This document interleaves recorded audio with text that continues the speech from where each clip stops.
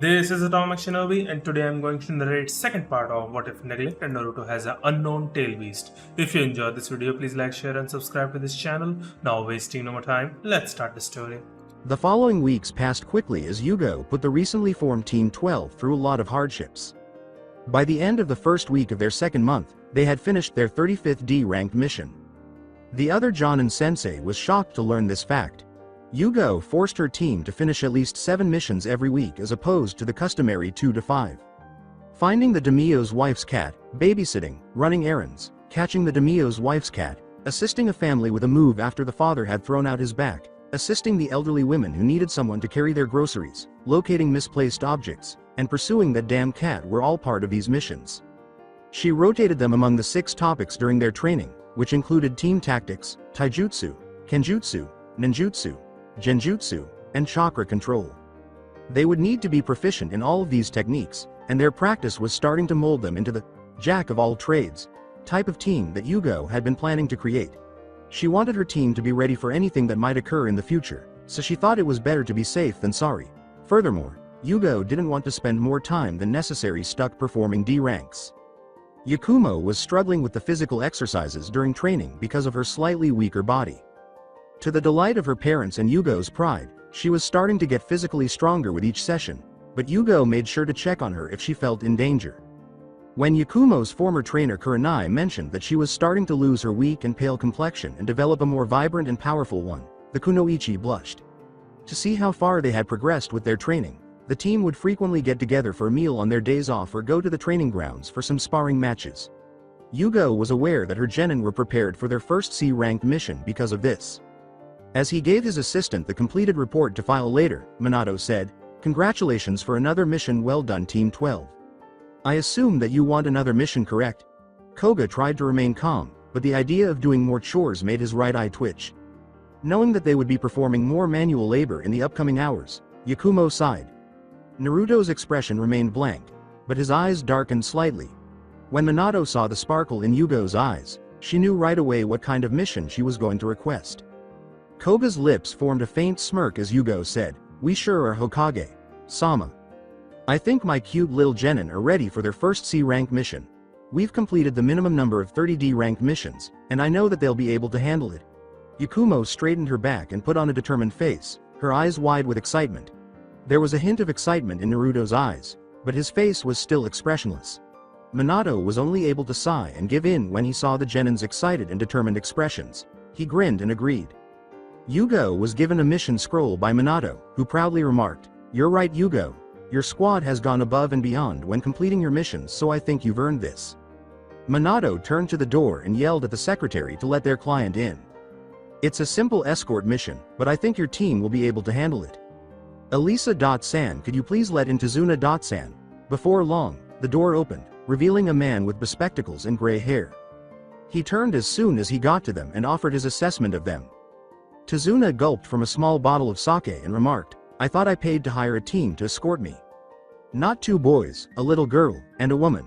I bet those 3 kids haven't even touched a weapon and that woman hasn't been in a real fight." Yakumo scowled at this remark, clearly not pleased with the way he implied women were weak.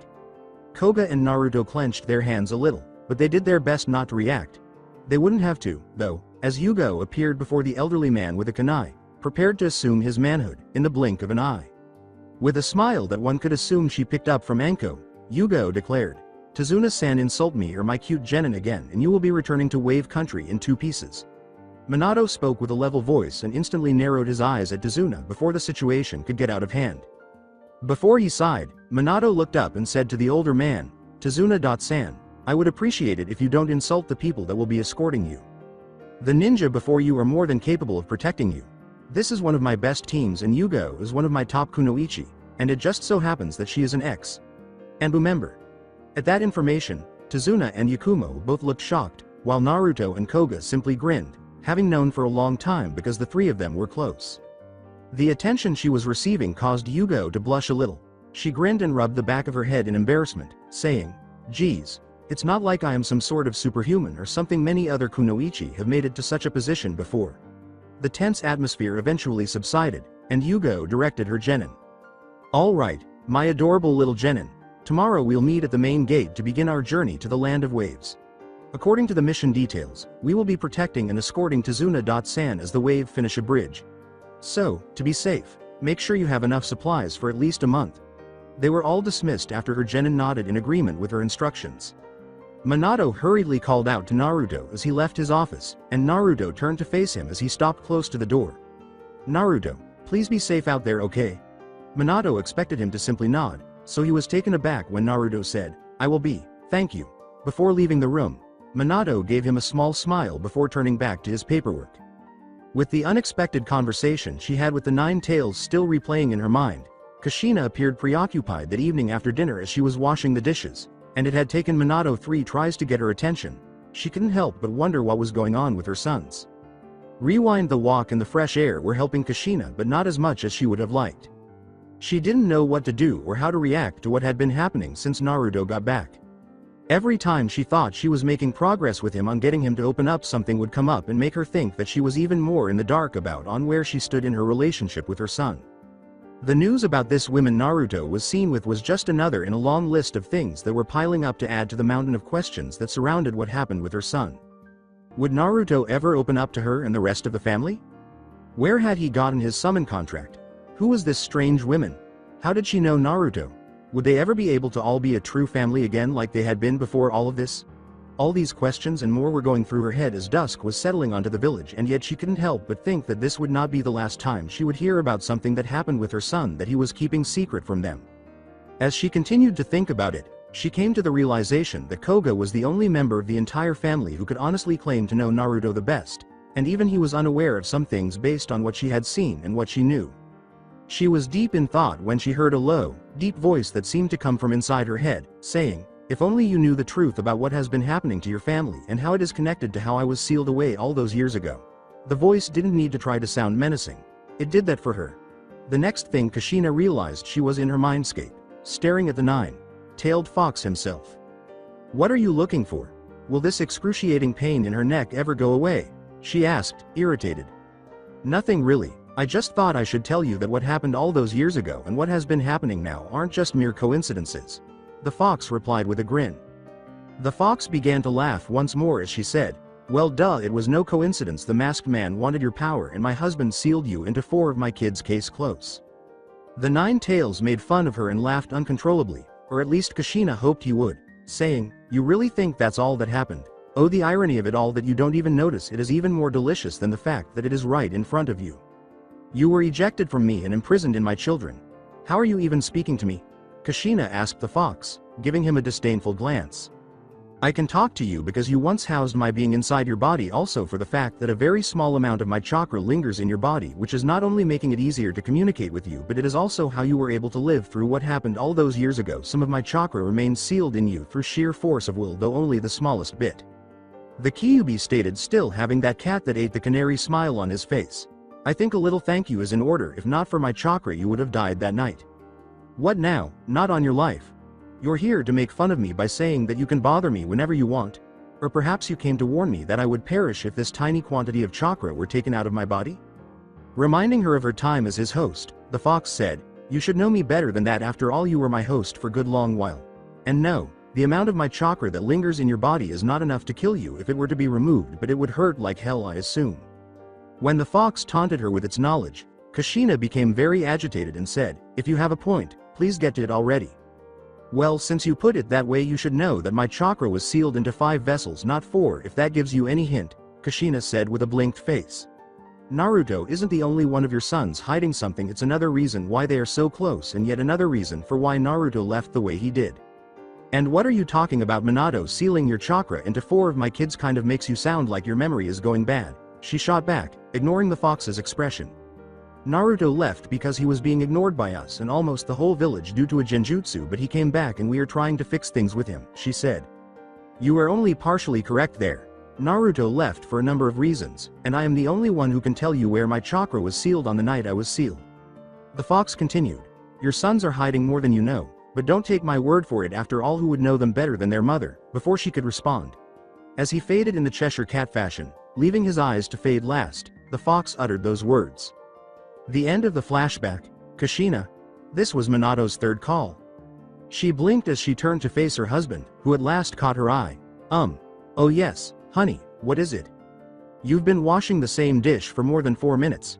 Are you okay? When Kushina eventually realized that he was waiting for her to pass him the dish so he could dry it off, Minato asked.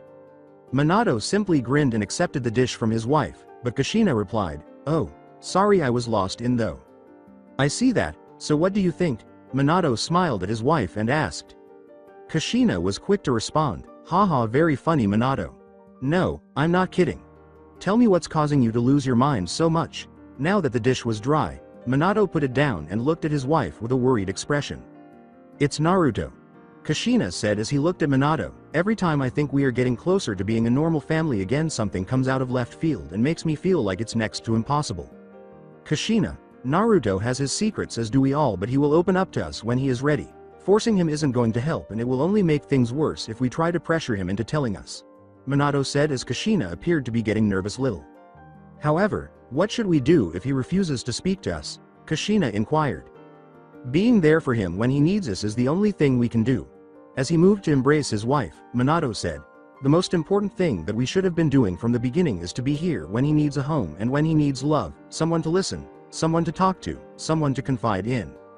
However, we let him down. We left him to fend for himself, treating him as if he weren't even here, and when he needed us the most, we acted horribly." Kushina sobbed, tears welling up at the corner of her eye. "How are we going to fix that? Besides that, the only person Naruto is likely to talk to of anyone in this family is Koga, as he was the only one of us not affected by that cursed genjutsu," she said, her eyes pleading as tears began to fall down her cheeks.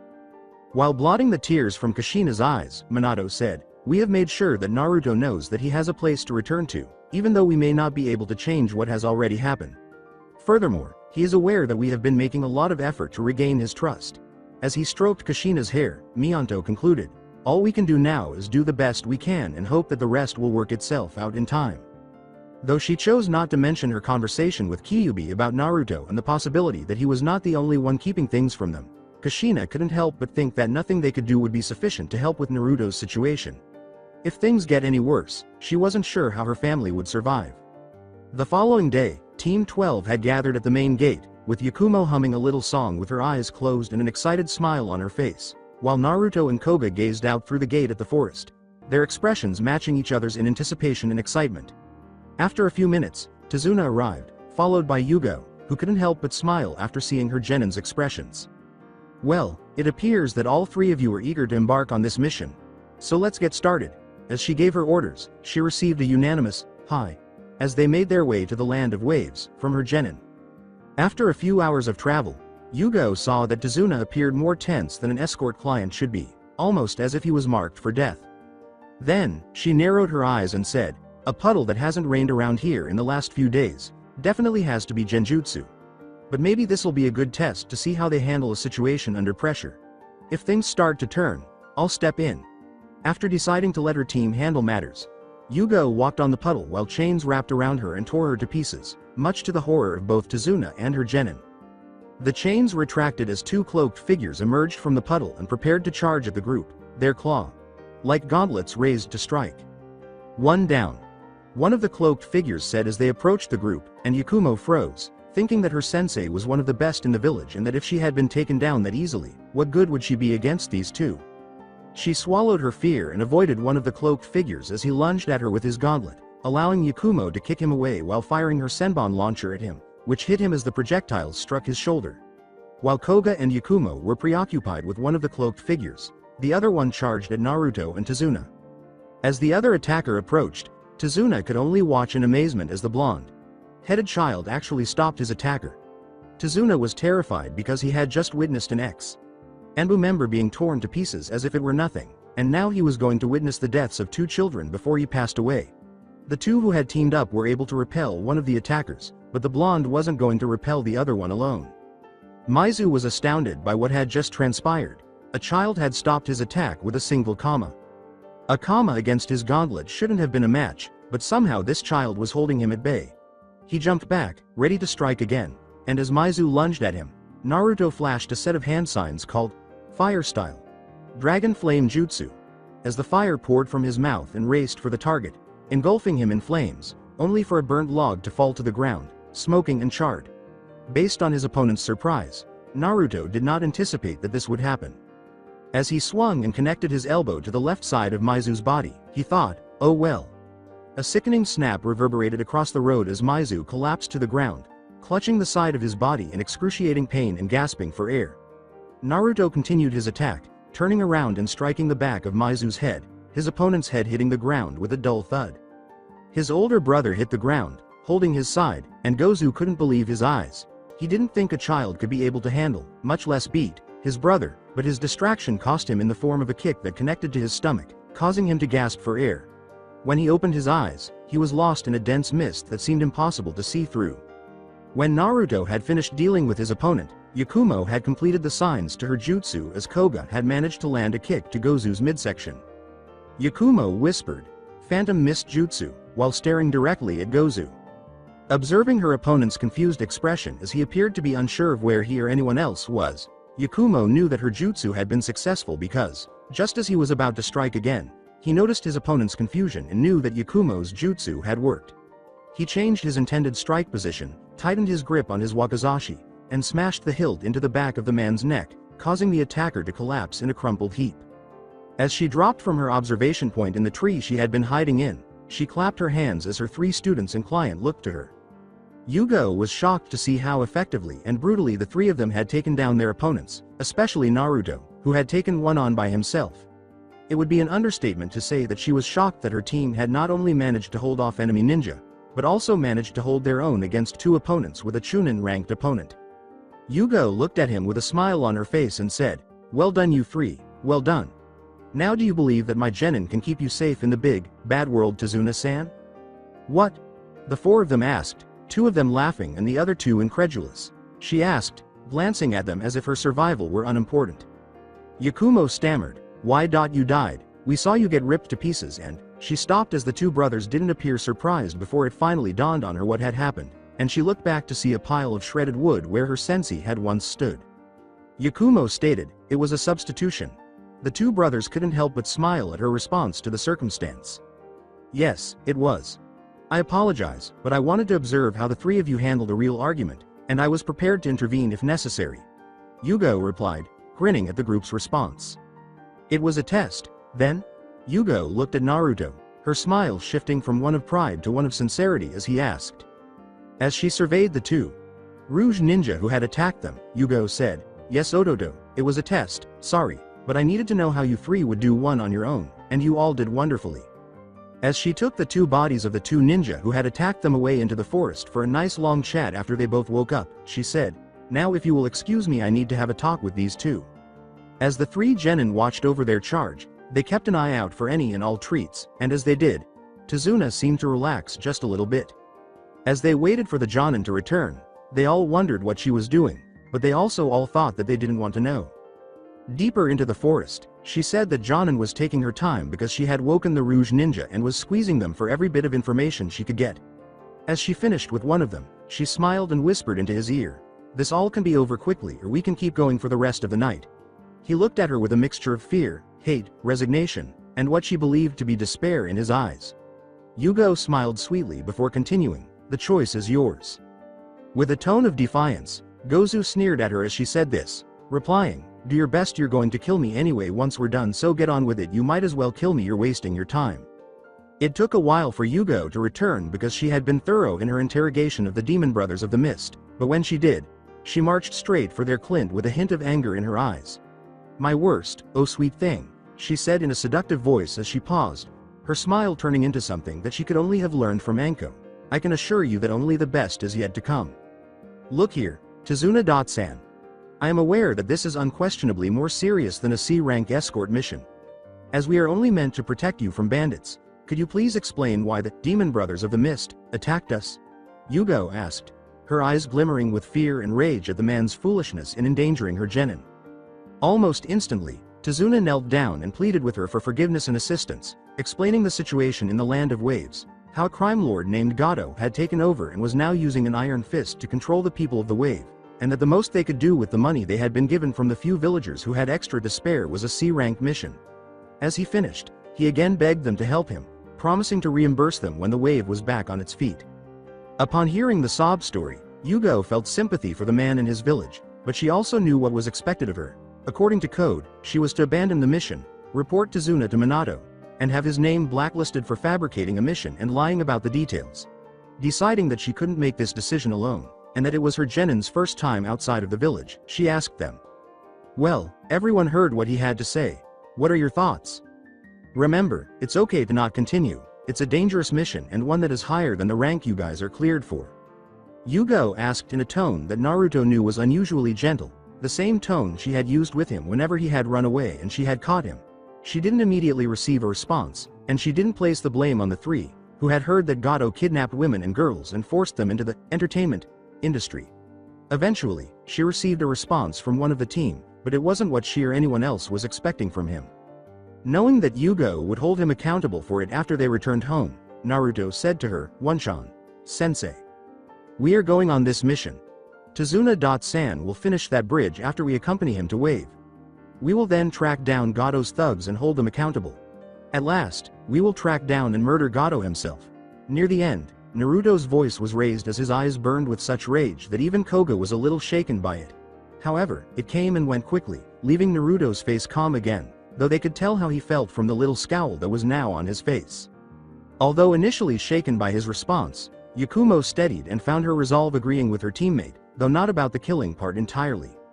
Koga didn't even need to be asked because he nodded, knowing that he would follow his brother's call, knowing that it would be dangerous, but that with what he and Naruto were able to do combined with their Wanchan's experience and skill plus Yakumo's abilities, they were more than ready to handle this.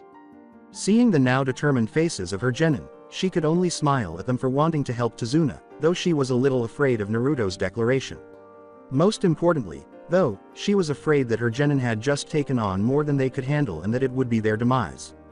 She had known him for years, and although he had changed since he returned home, she also noticed that her Ododo acted the same as he had before leaving for the Forest of Death. She knew that he was the same Naruto she remembered, and that was good enough for her, or at least that was what she wanted to believe. Of all the people she had ever known, Naruto was the only one who never seemed to change his beliefs. Even more so since he had returned home, she saw in his eyes a resolve to make a difference and change things so that other people would have a better future, as well as improving his own. Putting that thought out of her mind, she decided to focus on the task at hand, knowing that he wasn't really going to kill anyone.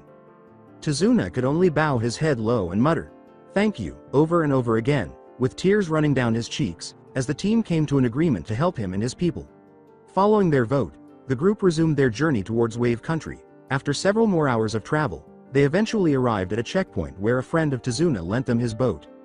Yakumo began to reflect on what Wave was like and why they weren't using shinobi from their land to solve the issue. "Sensei, why doesn't Wave have some of their shinobi take care of this Gato if he poses such a threat? Wouldn't it be simpler than having us do it?" Her sensei gave her a funny look as she asked. "The reason is that Wave doesn't have a shinobi village," Yugo said, continuing. She added, "Due to its isolated location and natural defenses, the existence of a shinobi village here isn't really needed due to the nature and layout of the land." Before any further questions could be asked, the man who was steering the boat hissed a warning that they were approaching Wave territory and that they should keep quiet because they had no idea who was around. They thanked the boatman for the ride and wished him a safe journey before continuing on their journey, which was only an hour and a half away from Tazuna's house.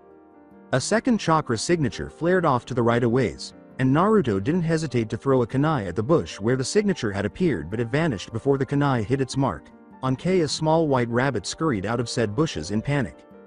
As they continued down the worn road, Yugo started to feel as though someone was following them, but she couldn't place it. She was on guard, but she pushed it to the back of her mind, assuming it was because she was in unfamiliar territory. "Please, Naruto, exercise more caution. I thought it was another enemy, and you really frightened me there," Yakumo reprimanded him, but in a courteous manner. "Well done, kid, you saved me from being attacked by a rabbit," Tazuna laughed. "If we didn't need to protect this guy, the first would seriously think about making good on your Chan's threat from earlier, and yes, I felt it too. Someone else is here," Ko said, interrupting Naruto as he glared at the elderly man. "That's a snow rabbit, but what color? They only have white fur in the winter, when the days are short and there isn't much sunlight." This rabbit was raised indoors away from the light, which could only be for one purpose, a replacement technique. Yugo thought as she looked around, and then she noticed someone else nearby. "So they're already here," she thought, looking like Naruto had them pegged. As soon as she had finished thinking about it, She felt the hair on the back of her neck stand on end, her instincts twitching in anticipation of the impending attack, and she yelled, "Get down!" As the rest of the team hit the ground, she pulled Tazuna along with her. As soon as they hit the ground, a huge blade the size of a fully grown man whistled through the area where they had been standing, sailing past and embedding itself in a nearby tree. A man was perched on the blade's handle in a sudden body flicker. No wonder the Demon Brothers failed in their mission, but of all the people who would be sent to guard this old geezer, I never thought that the legendary sword mistress of the leaf would be the one I would face. The outsider said from his perch. As she moved forward to confront the newcomer known as Zabuza, Yugo said, Well, if it isn't Zabuza Momochi Rouge Ninja Swordsman and former head of the assassination unit from the Hidden Mist. Did I understand correctly, Yugo the sword mistress? I'm going to give you one chance, walk away, Zabuza said nonchalantly, as if this request were no more significant than any other. It's too bad, but you'll have to hand over the old man, he added. None of you will have to die if you leave the elderly man. As she pulled out her katana and slid into a ready stance, Yugo said, Tempting as that offer might be, you and I both know that won't be happening, so why don't we skip to the part where I use my blade to cut your head off and send it back to the mist so they can tear your page out of their bingo book for traitors? To protect Tazuna from the threat, the three genin also fell into formation, following their sensei's lead. Naruto knew that this wouldn't be as easy as the two from earlier because this guy was on a completely different level. As he and his sword flickered and disappeared, only to resurface on the surface of the nearby small lake, Zabuza said, Fine, we'll do this the fun way. Chakra whirled around him, whipping up water as he yelled, Ninja art. Hidden mist jutsu. In an instant, Zabuza disappeared as a thick mist engulfed the area surrounding the group. Yakumo was on her knees, her already fragile body unable to withstand the killing intent directed at her, and the tanto she had been holding in one hand was now held in both, shaking like her body. She wasn't prepared for this. She expected another quick fight, but not this one. She didn't want to be here. She wanted to take everyone and run, but she couldn't even move a finger in this situation. The air seemed to get heavier as the mist thickened, as if the group was not in a mist but rather underwater. Naruto and Koga were holding up better than most would under this type of killing intent. As she stared into the mist in front of her, unable to express any of her thoughts or actions due to the killing intent Zabuza was emitting, Yakumo thought, We need to get out of here. We're not going to make it if we fight this man. I don't even think Yugo Sensei can beat him in this mist. We're going to die. Now which will be my kill point? Zabuza said, laughing from his hiding place before enumerating the 8 points on the body that would result in a fatal blow. He asked as if he were performing a routine chore like mopping the floor or taking out the trash. In an attempt to remove the killing intent from her genin, Yugo said firmly, Don't panic you three. I don't let my comrades die, especially when they're people I care about, and it appeared to be successful, as they all stopped shaking violently. Yakumo stood up shakily and then positioned herself with her tanto. With their eyes now hard and sharp, Naruto and Koga both relaxed and slipped into fighting stances. Zabuza said, I wouldn't be so sure. He appeared between the young genin and the elderly bridge builder, poised to attack, and said, It's over. However, the real Zabuza made his move, but Yugo pushed Koga out of the way, taking the hit. The jonin was sliced in two before she could block, and the clone vanished in a puff of smoke. Then, before the swordsman could deliver the fatal blow, Koga turned and rammed the blade of his wakizashi into the Rouge Ninja, causing him to turn to water. When her blade touched Zabuza's throat, Yugo leaned in and muttered, Now it's over. Yakumo said, Nice one sensei. The group appeared to relax a little. The Mist Ninja remarked, You're full of surprises, though you had already placed that shadow clone and made it give that speech earlier while you hid in the mist waiting for me to make my move. Nice try, as another Zabuza appeared behind her. Over? I don't think so. While your technique is good, it's nothing compared to the original. I will never be defeated by a copycat like you using nothing but an imitation of the real thing. Zabuza stood there for a brief moment before he began to laugh at the swordswoman.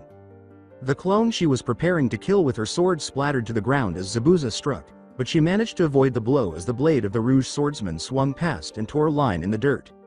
Zabuza then changed his grip on the handle and kicked her in the middle, sending her flying a considerable distance and into the water. Zabuza pulled the blade from the ground and ran forward, only to halt when he saw the dozens of spikes scattered across the ground leading to the water's edge. Zabuza jumped over the spikes and dove into the water, saying, Makibishi spikes. Trying to slow me down, foolish, you're wasting my time. The water appeared denser and heavier as Yugo surfaced, but Zabuza appeared behind her and went through a series of hand signals. As he finished the final sign, A sphere of water encased Yugo, trapping her with no way out. Fool, water prison jutsu. Since she was now useless, Yugo reasoned that she could escape this jutsu. Escape into the water was a bad mistake. I should have known better. This is his element after all. Shit. I should have known better than to underestimate him. He's much stronger than I thought.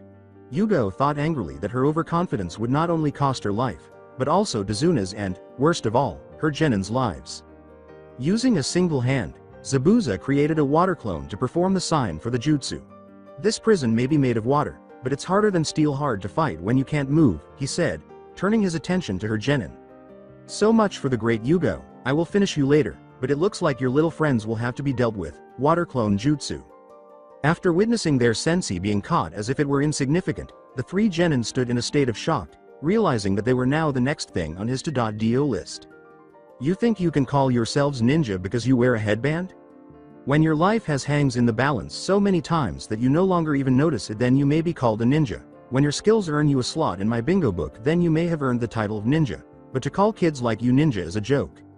Zabuza stated before continuing, come now, where's the bravado from earlier that you showed? Especially you two. I didn't notice you shaking before, absolutely pathetic. A real ninja is one who can survive even in the face of death, and let me tell you a little secret, I have. Emphasizing the last two words, Zabuza proceeded to tell the trio of his exam to become a shinobi. In the bloody mist, the genin selection exam involved you killing the classmates and friends that you grew up, ate, and trained with. It was a test that truly showed who was the strongest. Now imagine a kid who wasn't even part of that exam showing up and killing over 100 of those students. Those were good times. When he told the tale, Yakumo turned to the thought of what had happened.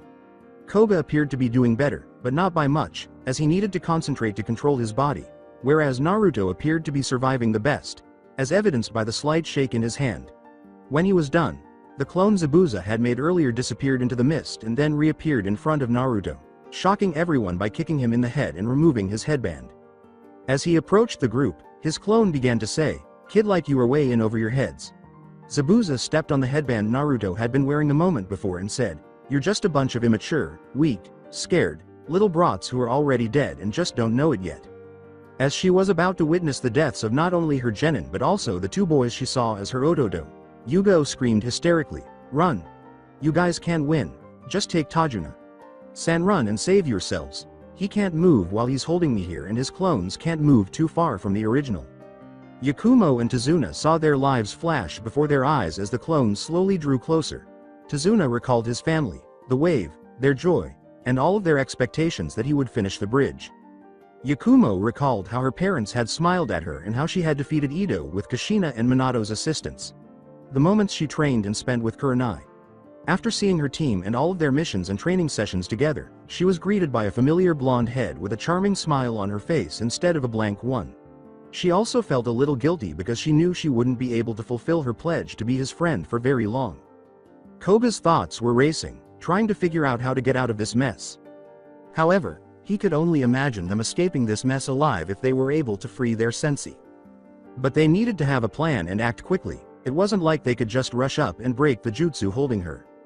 Now might be a good time to use it, a female voice in his head said, interjecting into his thoughts.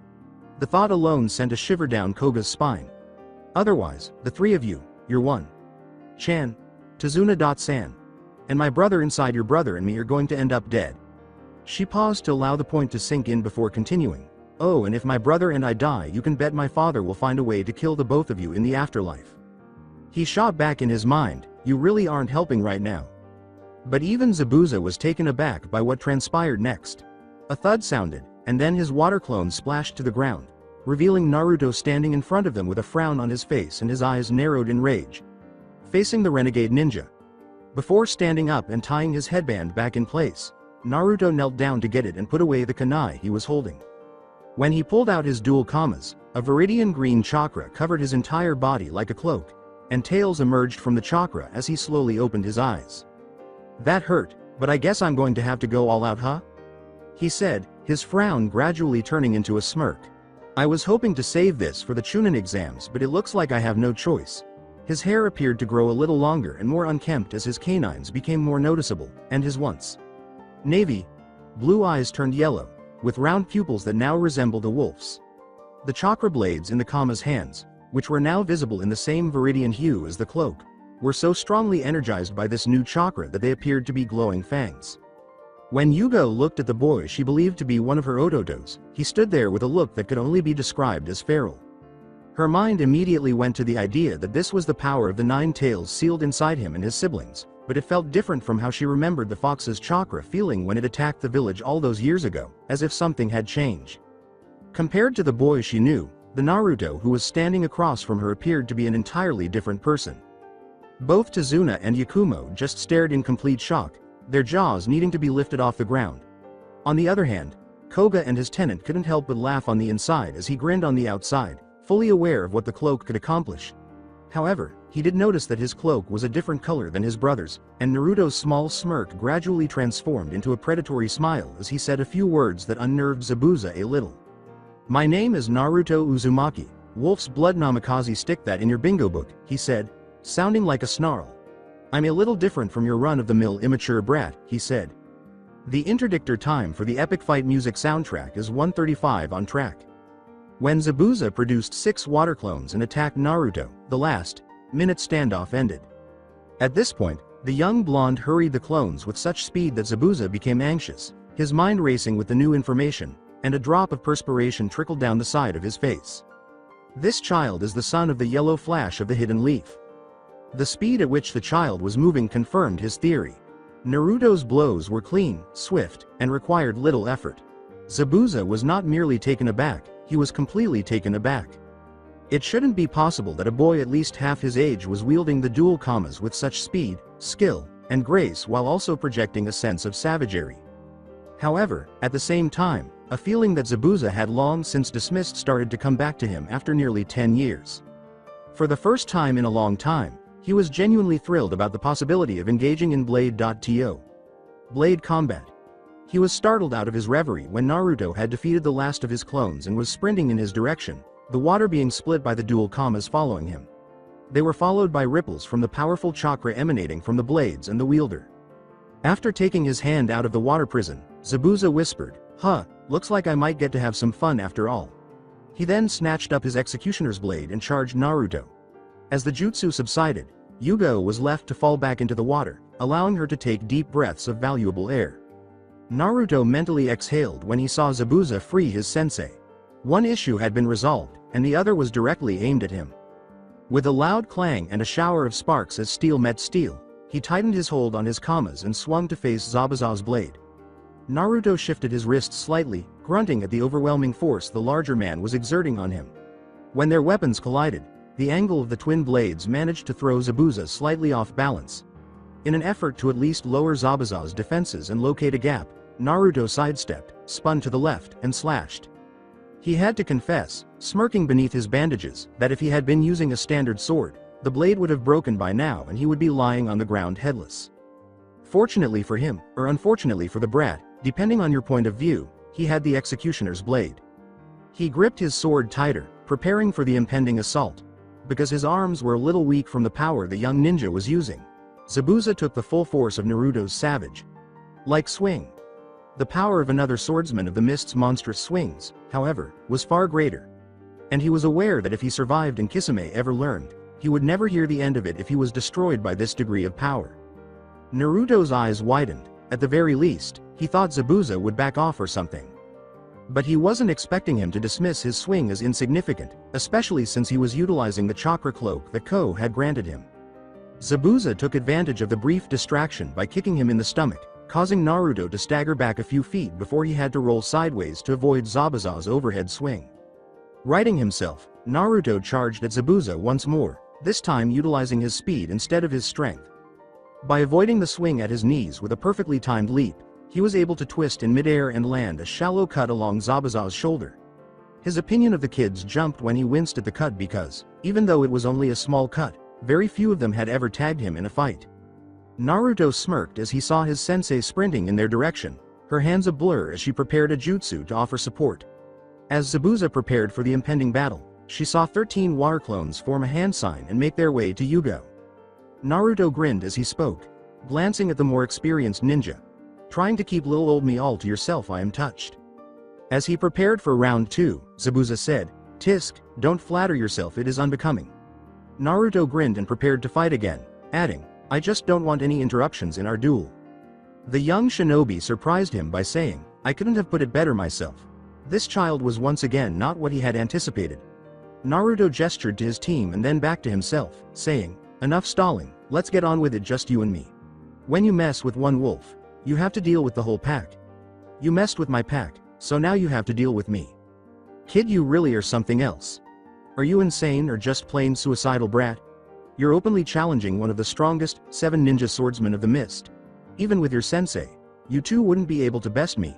Zabuza erupted in laughter, his gaze never leaving the blonde in front of him as he held his blade tighter. An action that Naruto would later regret was the next thing that escaped his lips. As he said this with all the sarcasm he could muster, tick marks started to appear on Zabuza's head. Don't you mean former 7 ninja swordsman of the mist, old man?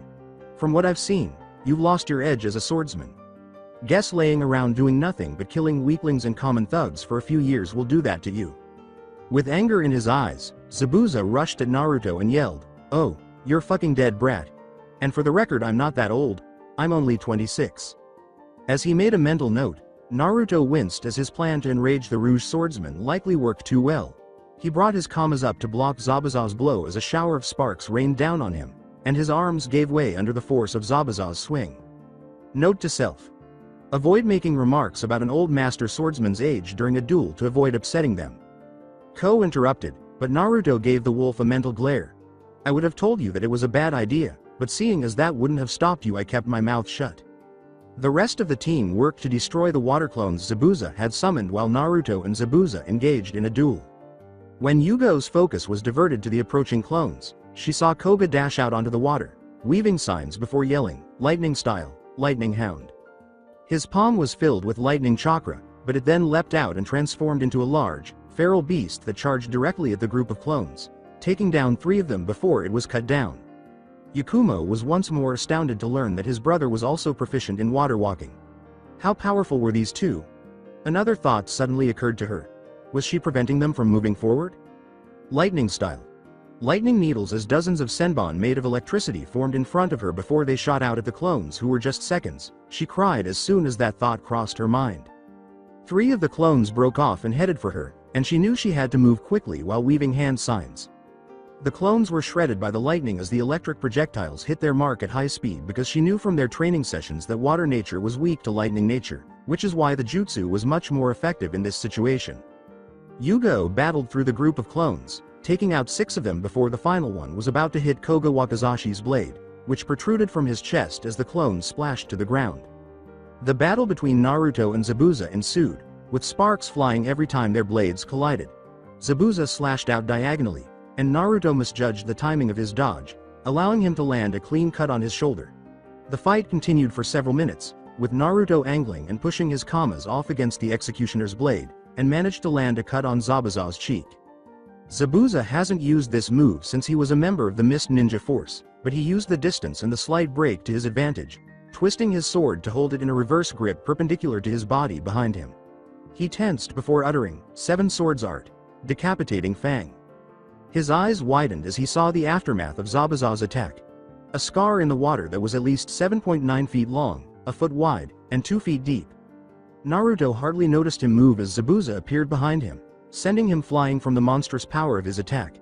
He hit the water and skipped a few feet before he managed to regain his balance and right himself in the air. It's good to know that you're still alive, brat. Even though Zabuza was unhappy with the lack of strength in his attack, he was rusty and didn't like it. I must be getting rusty if you lived through that. Nobody saw that and survived to admire it like you're doing right now. There was silence over the lake, as no one dared to breathe during the tense moment, and then, as if they were waiting for it, a leaf fell onto the lake, and the two charged each other. Naruto smirked as he prepared for one last blow, and Zabuza saw this and moved to do the same. Savage Wolf Cross Claws is ninja art. The fang of the 7 swords is reverse, carved. Naruto's eyes widened as he coughed up blood as a cut appeared from his left shoulder going diagonally downwards, ending near his hip. His chakra cloak dissipated and he fell, hitting the water with a splash. His world went black as he saw Yugo and his brother running towards him. The final blows of Naruto and Zabuza ended faster than the average eye could follow, and the water between them ripped open as water slowly started to fill back into the gash the two had made, creating turbulent waves. End of epic fight music. Zabuza remained steadfast, the winner for a moment, until he coughed up blood that stained the bandages over his mouth, and a vertical gash that ran the same length up his chest split the horizontal gash across his body, with the deepest cuts on his right bicep, which was cut halfway to the bone, and his left leg, which was cut nearly clean through to the bone. As they held up Zabuza's body, the young tracker said, "Thank you for taking care of Zabuza for me. I had been tracking him for weeks, but it seems you were able to get to him first. Tell the young man when he wakes up that he fought well." The tracker ninja disappeared in a cloud of mist, taking Zabuza's body and sword with them. When Yugo returned Naruto's body to the lakeshore, she was greeted by a tearful-eyed Yakumo and a worried Koga who wanted to know if he was okay. To everyone's relief, the cut he had received wasn't life-threatening. The deepest part, which was near his shoulder, was halfway to cutting the bone, which Yugo quickly took care of with her medical ninjutsu. Tazuna approached, stunned, wondering how a boy his age could fight someone like that and still be able to discuss it later. While this was going on elsewhere, Zabuza was held close by a masked figure who gently placed him leaning against a tree while they began to tend to his injuries. After a few seconds, Zabuza's eyes opened and he focused on the person who was caring for him. "Oh no. You Haku?" The amount of blood he lost during the fight left him a little confused, so he asked. "Yes, I am Zabuza. Sama. I apologize for allowing you to suffer such harm." She expected to be scolded for not protecting him, but she was scolded for a totally different reason. "I should have stopped him when I had the chance," Haku said solemnly in a feminine tone, taking off the mask to reveal a lovely but dejected female face. "Are you a fool? That brat and I engaged in a one-on-one duel," Zabuza said, causing the young female ninja to blink in perplexity. "I would have killed you for damaging my reputation as a swordsman if you had gotten in the way," he said sternly. "I may not have much left to my name, but that brat reminded me that I still do have my reputation as a swordsman." He began examining his wounds, genuinely shocked by the extent of the damage. "That brat wasn't half bad, damn it." Haku interrupted his assessment by reminding him to exercise caution, so it appears he wasn't bluffing when he claimed to be different. "That kid. He's something else. I could feel it when that green chakra covered his body. It was as if I was fighting a feral beast. The way he moved was more wild, more animalistic than technique. The main reason it turned out like this was because he lacks experience and I have let myself get rusty over these past few years. Hey, if he's this good now just wait till our rematch," the young Kunoichi thought again as he worked on his wounds. Once Yugo had healed Naruto's wounds and everyone else was prepared to continue, they made their way to Tazuna's house. Yugo carried Naruto on his back while he was out. After a half hour, Koga offered to switch with her, but she declined since she was okay and it would only take longer to pass Naruto to the next person carrying him. They reached their destination after an hour of walking. A young woman with dark hair who appeared to be in her late 20s walked out of the house as they arrived, but she stopped when she saw them coming. She ran to meet them, hugged Tazuna, and began to cry as she held onto the older man as if he would disappear if she let go. Tazuna simply let the young woman hug him, and he hugged her back. "You're back. I was so worried about you. When you said it would only take 2 days, I was worried when you didn't make it back on time. I had feared the worst." Tazuna said, "Tsunami, I am fine. These brave ninja from the Leaf Village protected me and kept me safe from the men who attacked me." She noticed everyone else as she pulled away from the embrace. "I'm Tsunami. Thank you so much for protecting my father. Without him, the last hope for the wave would be lost." She turned to the group and bowed before speaking. Tazuna chose to break the now sad atmosphere by saying, "Now Tsunami, don't just stand there, we have guests. Let's try and make them feel welcome, and one of them needs a quiet place to rest after what happened." Tazuna was aware that his daughter would delve into more melancholy memories. As she led the group inside the house, Tsunami grinned and said, "You're right, father. Everyone, please do come right in. It's small, but it is home." They saw a child with black eyes and hair that were spiky as they walked in. The child gave them a mildly irate look as they entered, and then Tsunami called out to him. As she grinned at her son, Tsunami said softly and maternally, "Inari, greet our guests. They are ninja who protected Grandpa." However, Inari chose to ignore them as he made his way to his room. Yugo was alarmed by the child's reaction. A child of his age shouldn't be acting that way. Something serious must have happened to him. She also glanced around quickly and saw that there weren't many photos of Tsunami with her husband or someone similar. That's what she mentally noted to herself. Well, it appears that things are more dire than we initially believed. Since the circumstances in Wave must have been severe, Tsunami apologized for her son's behavior and received an understanding nod from the Konoha ninja. Kid's dad either left them or got killed by Gato's men, more likely the second, she concluded. After showing Yugo where Naruto could rest, Tsunami went into the kitchen and poured a pot of tea while the rest of Team 12 settled in. After everything was said and done, the two female team members' thoughts remained focused on Naruto. Following a more thorough treatment of Naruto's wounds, Yugo called a team meeting with Yakumo and Koga. Since she couldn't recall her friend and teammate being that powerful or intimidating, Yakumo questioned, "Sensei, what happened back there with Naruto? It was like he was a completely different person." Yugo raised an eyebrow at Koga and remarked, "I don't know for sure, but I do know that he has kept a lot of things secret after he came back from the Forest of Death, even from me." As she gave him her best older sister look, he asked, "What?" Koga tried to defend himself by saying, "Don't look at me like that. It's not my place to tell secrets that aren't mine. Naruto is the one who should be telling you about this." With a tone that suggested she was acting like a big sister, she asked, "But you do know about it?" In response to her query, Koga's tenant said, "Oh, he knows all right, after all he's got me just like Naruto has my brother." As he recalled the night he met the young-tailed beast that lived inside of him, Koga couldn't help but mentally face palm at her comment, and what transpired the following day. Rewind. Koga would recall the day as both positive and negative. He had heard Naruto's parents scold him for attempting to complete the water walking exercise by himself. Since their rooms were adjacent, he could also hear Naruto sobbing in his own room through the wall. The sound was just faint enough for him to hear. He wanted to go check up on his brother, but he knew that his parents' remarks were hurtful and excessive, and that anyone would be offended. At the moment, Koga waited because he knew that Naruto would need some time to calm down before he would listen to anyone. He was going to go check on his brother when he heard his mother asking to enter Naruto's room after hearing a knock on the door. As he tiptoed to his brother's door, Koga heard the door open and slipped out. He also heard his mother softly apologize to Naruto for her own and Minato's words and deeds. Before he could be found, he returned to his room and quietly closed the door after catching a glimpse of her sitting on the edge of the bed, lovingly caressing Naruto's hair and declaring her and Minato's love for him.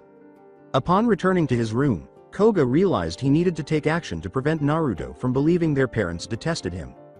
He had been lying on his bed, thinking about how to approach this new issue with his family, and he had not realized when he had fallen asleep or that he was now inside his own head until a sound jolted him out of his reverie. Koga nearly panicked when he realized he was in a huge open area that could have accommodated his room a dozen times over instead of his actual room. However, he was distracted by a voice. Someone who sounded like a young girl said, "So, you finally come to visit."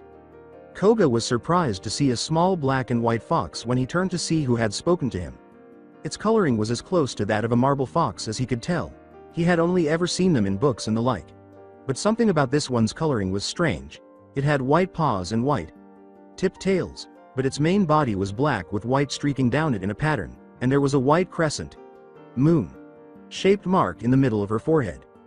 Koga blinked, unsure of how to react. Although he had never encountered a talking fox before, it wasn't a huge deal because he had already met Kuromaru and he speaks. What did she mean by finally coming to visit? He had never seen her before, let alone met her, but if anything, it would make it easier to understand her. Upon reflection, he wondered how he got here in the first place and where he was in the elemental nations. Koga was startled out of his reverie by the she-fox's question, "So, are you going to say something or are you just going to sit there?" Koga asked directly, Who are you exactly?" As she approached, the young Biju remarked, "Who I am is a bit hard to say since I don't have a name." For a brief moment, his thoughts were racing about where he might be and who this talking fox was, but they abruptly stopped when his mind registered her final statement. "Wait, you don't have a name?" he asked, obviously perplexed by that information. The fox let out a sigh, assuming that the night would be long.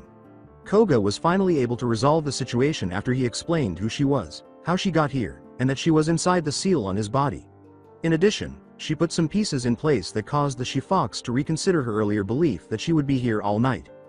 "So, you have been here since the night the Nine Tails was sealed?" Koga questioned. "I also have all the fox's memories up till the portion of the excess chakra from the Nine Tails was sealed inside you, but whoever made the seal didn't know that when he sealed the chakra inside you it took a small amount of your own chakra, and when it was mixed together inside the seal with the chakra from the Nine Tails I was born," the she-fox said. The recently self Discovered Jinchuriki asked no one in particular. Wait, 2.San sealed the chakra into Naruto and the others, so how is it that I had some of its chakra sealed in me? Even though she knew there wasn't much to go on, she said, well, whoever did it used the same type of seal that was used on your brother, if that helps at all. The boy pondered for a moment before shifting the topic and asking, so, what you're saying is that you're the daughter of the Kyuubi? Koga's eyes widened at the fox's statement just a moment ago. It really doesn't help because anyone who studied Fuinjutsu to the level that 2.San did could use that jutsu just as easily. Kind of, was the young Biju's response. You don't even have a name? When he asked, the young she-fox simply shook her head and said, well, how about I give you one? Koga's words caused her to blink as she looked at him for a moment. You don't even know me, yet you would give me a name, she said, her eyes wide as she gazed at him. Koga paused briefly as his mind wandered to what was going on with Naruto. Of course, everyone deserves to have a name, even tailed beasts, he concluded, stroking the fur of the young fox beside him. Plus I know what it's like for someone to be alone too. How would you know this? She inquired. I have witnessed your family's love for you. When have you ever been by yourself? Koga surprised the she-fox once more by saying, it's true I may not know what it feels like personally, but when I see the way Naruto looks at the rest of the family I get a small glimpse of what it's like for him to feel like he's alone. She saw the intensity of the young boy's feelings and his desire to improve his family's lot. So, what are you going to do? The youthful Biju inquired. Before shifting the topic once more, he looked at her and said, I think I said I would give you a name, so let's see. How about Hikari? I'm working on that, but I can't just sit by and do nothing. That would be just as bad as if I was a part of the problem. Koga questioned the youthful Biju. Hikari. She looked at him and said, try it once. Light? The young boy simply nodded his head in response to her question. Yup, we'll be a light in the darkness that helps my brother find his way back home, and as well as a reminder that when he feels like no one is there, our light will help him know he's not alone, that he has a family that loves him.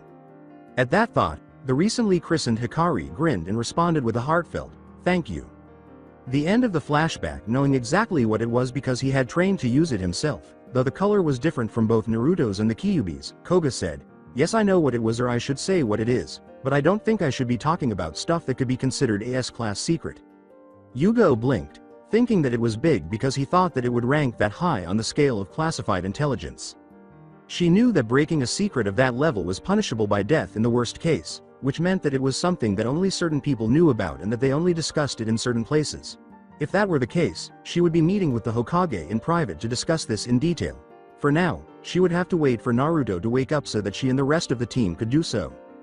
Yugo went over everything she had read in Naruto's file as well as everything she knew about her Ododo to see if she could figure out what had happened back there, but nothing made any sense. From what she could remember, Naruto never had such an ability, and the color of the chakra was not normal. When chakra channeled into a sword or something like her chakra blade, it looked like a lighter blue color.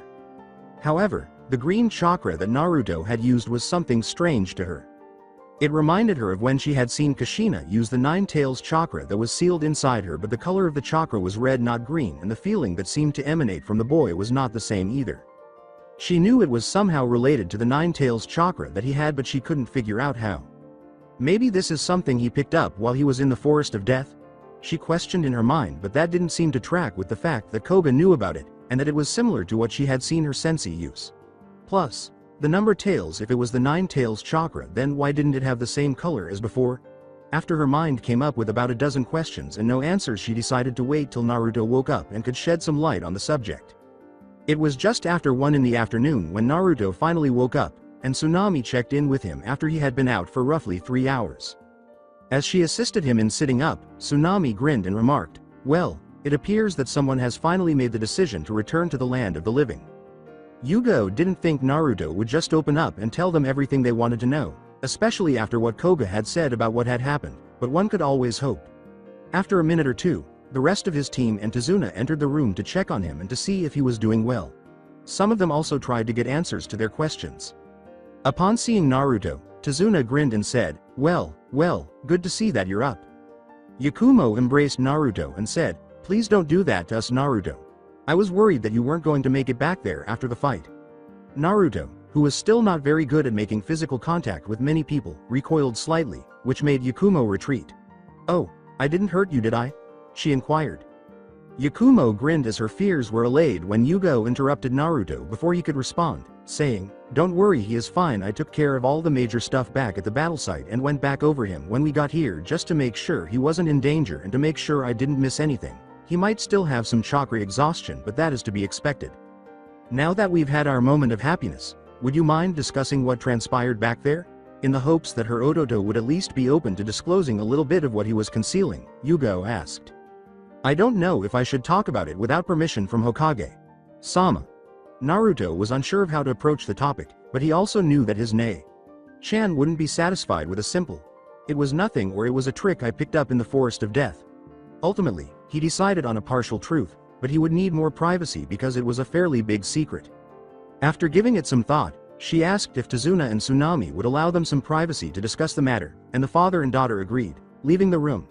This confirmed what she had heard Koga say earlier, that it was a high-class secret. All right, we're by ourselves. Looking directly into Naruto's eyes, Yugo said, I don't want to have to make you tell me, but I will if I have to. Now, will you tell us what is going on and how you were able to fend off one of the top 20 most dangerous Rouge ninja to be alive right now? Even though this wasn't something he could just go around telling people, Naruto winced at the comment she just made because he knew that when she pulled rank on him, it meant she was serious. If she had been, he wouldn't have kept it a secret for this long. In an attempt to provide Yugo with a partial truth, Naruto repeated, if you must know, it is related to the Nine Tails chakra that is sealed inside me. She would have needed to be given the bare minimum of information about what happened with the Nine Tails and what had been done to stop it, so instead of skirting the issue, Naruto asked her how much she knew about the subject. He had no idea how much information about the Nine Tails chakra was detailed in his file, but he knew that at least it would be mentioned, if not discussed in some detail. How much information about the events of the night the Nine Tails were defeated have you been given? Yugo answered Naruto's question. She confirmed that she was aware of what transpired after it was sealed by saying, enough, and yes, I know about what happened after too. She scowled in her mind as Naruto said, then you know that I have access to its chakra and am able to use it. She knew that Naruto had never received training on how to use this power or been informed that it was even available to him, so she wondered how he knew about it.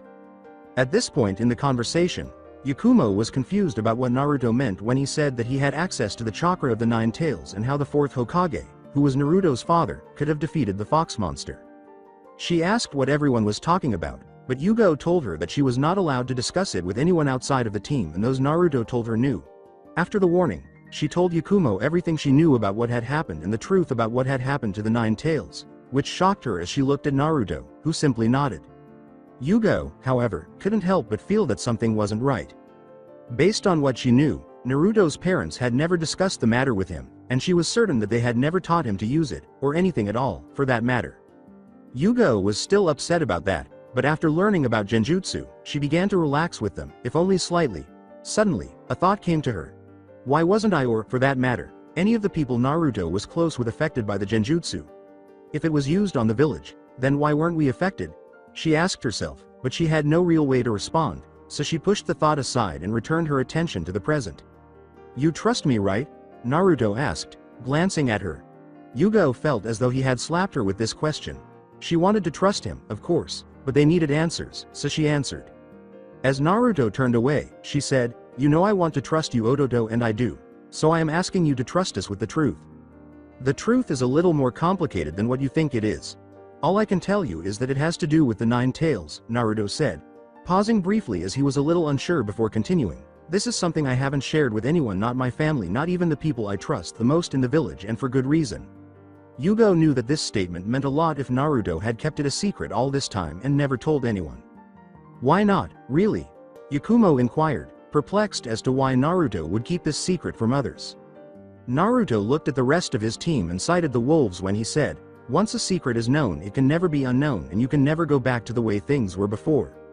When Koga revealed this secret, he knew that people would view him differently than before, that Naruto wanted people to see him for who he was rather than what he was, and that if Naruto shared this information without permission, he would be in serious trouble when they made their mission report. In fact, he would be in trouble when they returned because Yakumo wasn't supposed to know that Naruto, Menma, and both of his sisters had the Nine Tails split up and sealed inside them, and somehow himself, which he still didn't understand how that one worked. Yugo gave in and agreed that she would have to wait until they returned to the Leaf Village when Naruto finally pulled his final card and said, if you really want to know more, talk to Hokage Sama when we get back. Everyone in the room reacted differently when Yugo said, Now that we are done with one topic for now, it is time to address the second important thing that we must prepare for. Zabuza is alive. While Yakumo was shocked, Naruto's response was unimpressive as he simply accepted the fact, while Koga appeared to have figured that out as he didn't seem surprised but rather irritated that he had been correct. But how we saw him go down and that hunter ninja they. Exactly, said Yugo, interrupting Yakumo. A hunter ninja's job is to find and kill rouge ninjas so that other ninjas can't use their secrets against them.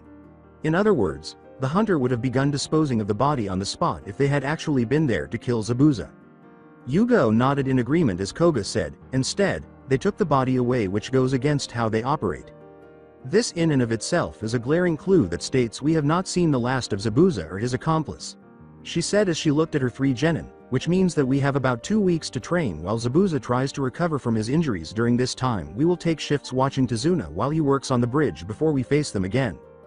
They left early to get a good night's sleep after finishing their team meeting, and when it came time to start training the following morning, Yugo had learned that her team was far ahead of the 8 ball in terms of skill and technique, as she soon found out that Naruto had not only mastered tree climbing but also water walking, and that Koga was not far behind him as he was still working to fully master water walking. To top it all off, Yakumo, who had been the only one who still needed to learn tree climbing, had mastered it in just 2.5 days and was now beginning water walking. At this rate, these 3 will be the top genin team of this year without a doubt, Yugo thought to herself as she observed Tazuna during her shift. Yugo also decided that it would be better now rather than later to find out everyone's chakra nature, so during the next training session she gave each of them a piece of chakra paper and told them to pour their chakra into the paper. The results of which surprised even her. Naruto's paper split in 2 and then one of the 2 pieces burned up stating a dual wind-fire nature, while Koga's turned soggy and wrinkled stating a dual water and lightning nature. Yakumo's paper wrinkled, which meant she had a lightning nature. Not only that, but she knew that Yakumo also had a natural talent for genjutsu that could put anyone who studied the art to shame. Then there was Naruto, who seemed to be strong in both taijutsu and ninjutsu along with a bit of kenjutsu as he had shown when fighting Zabuza. Lastly, Koga rounded out the team with his talents in both ninjutsu and kenjutsu, which he had been training in with Yugo for a while now. Things were looking like they would be ready to take on Zabuza and his accomplice and win. The mood was as positive as it could be, that was until dinner rolled around. The rest of the team had been left to train because Naruto had been on guard duty. When they arrived for dinner, Tsunami had just finished setting the table, and Naruto and Tazuna happened to return at the same time. They thanked their hosts for the food and then started eating, but about halfway through, Inari lost his temper and slammed his fist on the table before he could say anything. "Why are you all making such an effort? You can't compete with Gato's men no matter how hard you train. The weak will only be killed, regardless of how hard you work or how grandiose your claims are." With his eyes blazing with rage as he gazed at the Konoha ninjas seated around the dinner table, Inari yelled at them. The atmosphere instantly became tense when Naruto slowly stood up and looked at the boy, matching his glare with an icy one that, if it could have, would have frozen the child where he stood. Yugo quickly lost the smile on her face after hearing Inari's words, and Koga stared intently at him. Yakumo's mouth thinned into a small line. "Why do we put in so much effort during training? Are Gato's men going to kill us no matter what we do? Are you a fool?" Naruto's icy gaze grew more intense by the second as he spoke in a tone that made the room seem to drop a few degrees. Inari voiced his retort. Everyone was speechless. None of them had ever seen the blonde act like this. "I feel sick just looking at you, so why don't you just shut up? You have no knowledge of this nation. You have no idea what it's like to endure hardship and be treated like trash." Naruto seized the child by the collar and gestured to his headband, further intensifying the already tense situation. "Do you see this? This is more than just a headband. It represents my aspirations, honor, and willpower. What if it appears to be hopeless?" As he continued, he looked at the child and said, "Look at yourself whining and complaining like some little victim. You're nothing but a coward. No matter what happens, I will never give up, I will never quit, I will fight to the very end. Are you certain that you are the only one who has endured hardship? You sit here waiting for someone to come and save you, as if it were a bad dream you can wake up from, while everyone else suffers. Realize that heroes are not created overnight or born. Rather, they are created when someone is severely knocked down and then musters the courage, strength, and most importantly, will to get back up and fight back. Man up, grow a pair, embrace your dreams, and become one yourself if you want to be a hero. However, in order to be a hero in the first place, you must have dreams. You might as well not try at all without those. Those without dreams will be worthless, and those who gripe about their lot in life without making any effort to improve it will be worthless. Therefore, refrain from stepping on your father's memory by claiming it is pointless. He at least made an effort to alter things, which is more than most people can claim they will ever accomplish. Don't expect others to fight for you if you aren't willing to do it yourself. Naruto remarked, you must fight your own battles, no matter how big or small, before releasing the child. He pushed his chair back and walked toward the door, pausing as he said his final words about it. Although I am not and never will be a hero, I am at least prepared to stand up for what I believe in. Anyone can accomplish it if someone like me can. Or perhaps I'm just a fool, but what? In order to make his point, he stopped to glance back at the boy and said, I would rather be a fool than a coward. He then went off alone, letting the door close behind him to emphasize his point, at which point Inari fled from the table and locked himself in his room. Sorry about that, Naruto has never been one for mincing words, Yugo said, turning to face their hosts. He didn't say anything false, Tazuna noted, waving a hand. For one so young to see things like that, something drastic must have happened to him. As Koga spoke, Yugo recoiled, knowing what had happened. He was ignored and neglected by most of the village and even our own family minus me and a handful of people until he ran away from home at 8 years old because he couldn't stand being overlooked like he was an afterthought, Tsunami said, covering her shocked face with her hands, while Tazuna choked on his tea, claiming he was lying. Koga went on, he lived in one of the most dangerous places that our village uses for training strong ninja for 4 years and returned alive and in better shape than the ninja that were sent in there by the Hokage our father to try and find him. In just 12 years, my brother has experienced more than most people will in 30. He probably wouldn't have returned home if it weren't for the kind people who showed him that they cared about him and were kind to him. As Tazuna just stared in disbelief at this news, Tsunami remarked softly, that poor boy. Yakumo whispered, Naruto, while glancing toward the door. So why does he remain? Why isn't he gone yet? What, after all, is preventing him from moving on from everything he has experienced? Still a little taken aback by this realization, Tazuna inquired. Because he is attempting to safeguard the individuals and possessions that hold significance for him. Looking at the door Naruto had left through, Yugo said, and even though there may not be many of them, he will do whatever it takes to protect them and his own family because that's who he is. Despite their disregard for him when he was younger, he still views them as family and thus deserving of protection. After dinner, the team went off to be alone with their feelings and what they had learned. As he looked at the stars, Koga felt as though he hadn't felt this way in a long time. The last time he had felt this way was a year after Naruto had run away, and things had been getting worse every day. When he felt this way, he knew that music was the only thing that would help. He took a scroll out of his back pouch, opened it, and unsealed the second seal on the paper, which produced an ocarina. As he picked up the small instrument, memories flashed through his mind about how he had played it to help Narumi fall asleep and how it had helped him when he needed to express his feelings but didn't have the words to do so. It had been a gift from Kushina, but it quickly became more than that. It became a way to help deal with everything that had been happening over the years. As he thought about everything that had happened up till this point, he took it all, the good, the bad, and a bit of chakra for good measure, and poured it all into his music as he played. As the night sky spread out before him, Koga played a song that he had first heard played on a leaf whistle. It was one that always seemed to help no matter the situation and had been Narumi's favorite ever since he first played it for her, and right now he thought he could use all the help he could get. As it just so happened, he had a secret audience that was listening to the music he was making as it seemed to wash over them. Each of them were listening from different locations, but they all were moved by the music that was being played. Tsunami was at the kitchen window while Yakumo was sitting on the deck that surrounded the house, and Yugo, who had been sitting on the railing of the balcony that was connected to the room that she and Yakumo were set up in. It was as if the music seemed to make everything feel like it would be okay, as if the music had lifted a weight from their shoulders that they didn't even know that they had. Koga spoke up when he paused to take a moment, saying, I know you're there, you can come on out. Yugo blinked and then shook her head at what her ododos could do, but just as she was ready to climb onto the roof, she heard a voice that made her stop dead in her tracks. How could you tell I was paying attention? As he approached his brother, Naruto posed the question. Because I know you, and you would be looking for some alone time to think so you can process how you feel right now, he said.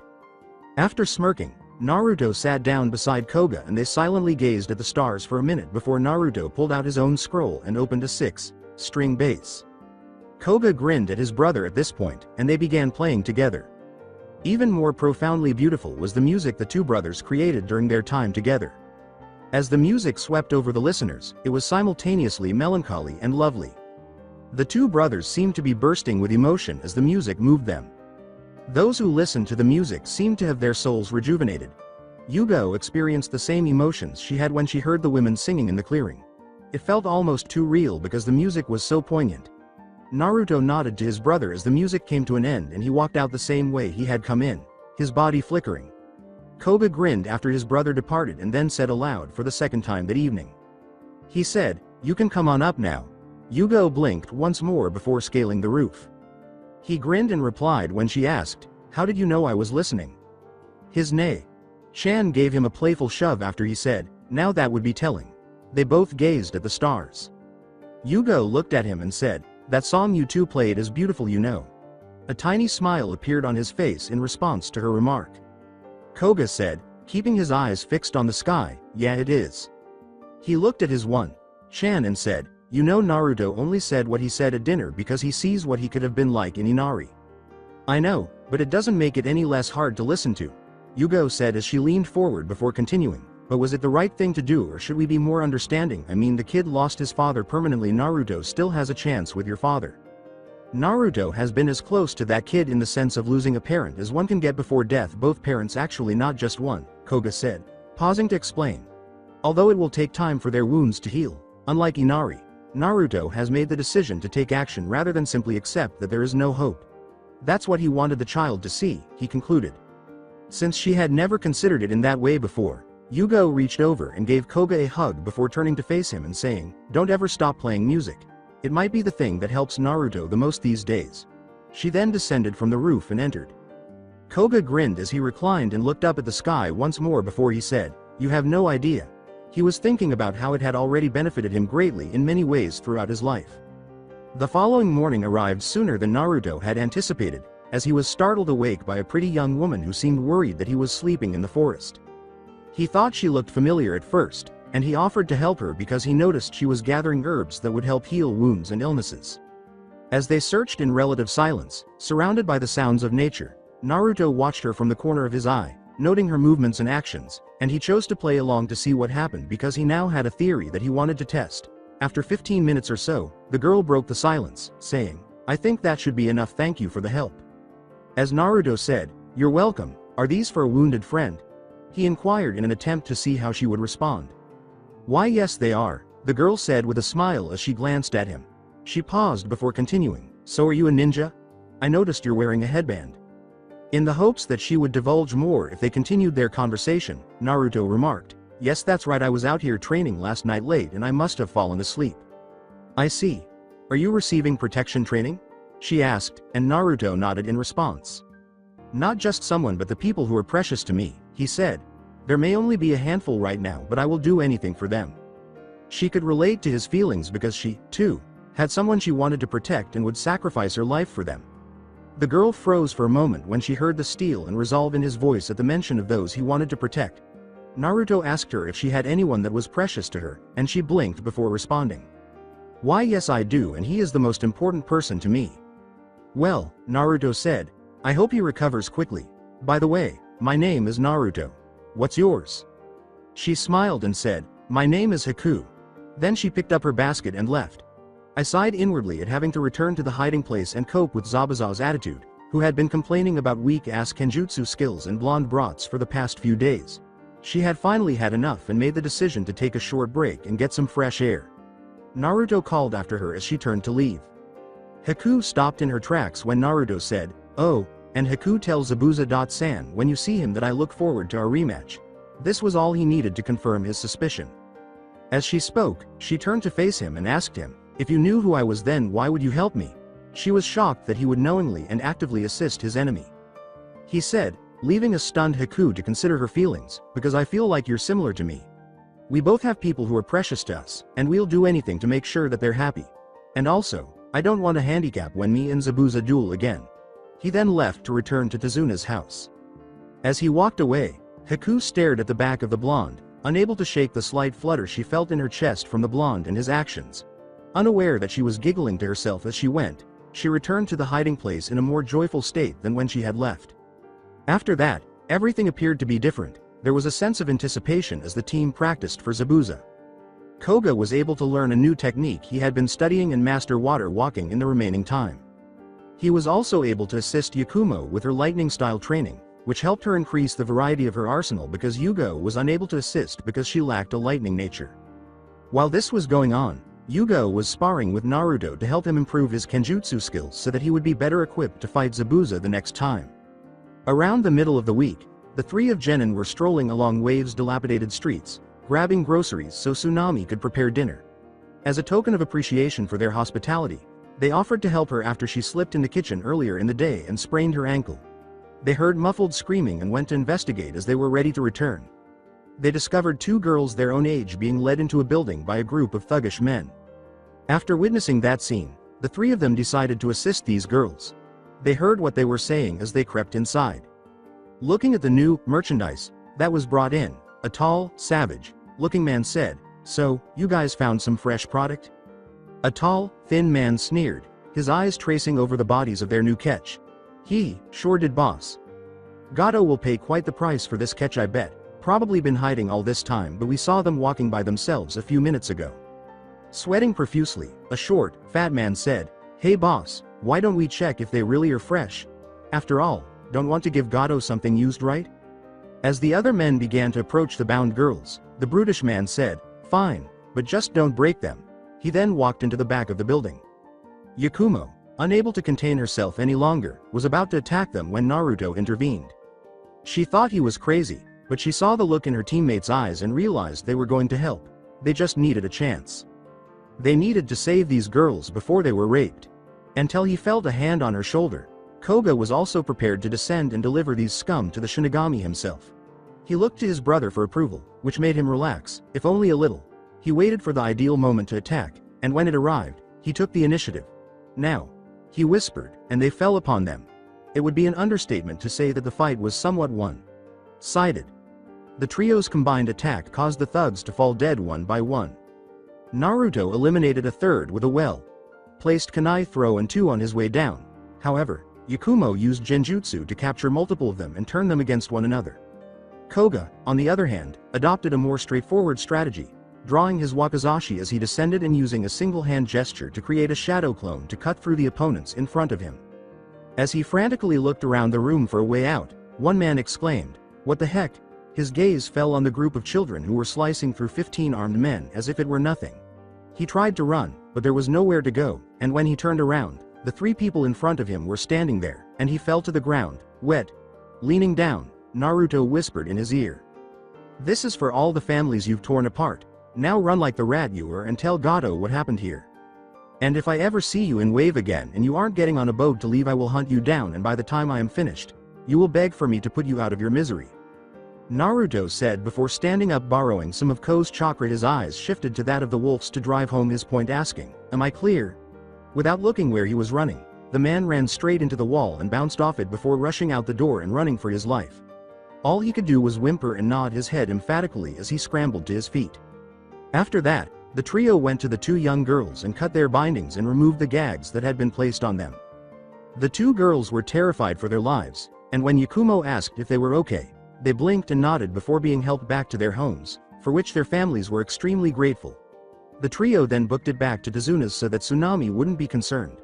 The remainder of the week passed quickly as they trained, sparred, and slept, honing their skills so that they would be as prepared as possible for their rematch with Zabuza.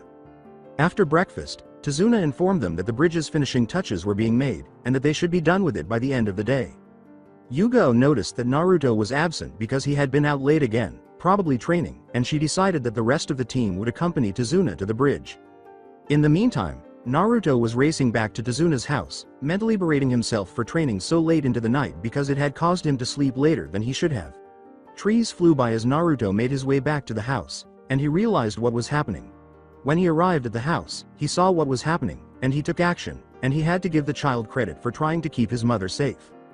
They both turned to the boy who had attempted to strike at the two men, only to be sliced by them as they sheathed their swords. However, a log had replaced the hit that would have killed young boys, and his mother had vanished from where she had been just a moment before.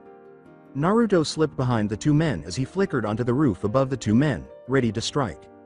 Inari was shocked that the boy was able to take out the two men without hesitation, and he couldn't believe that someone not much older than him could be so strong.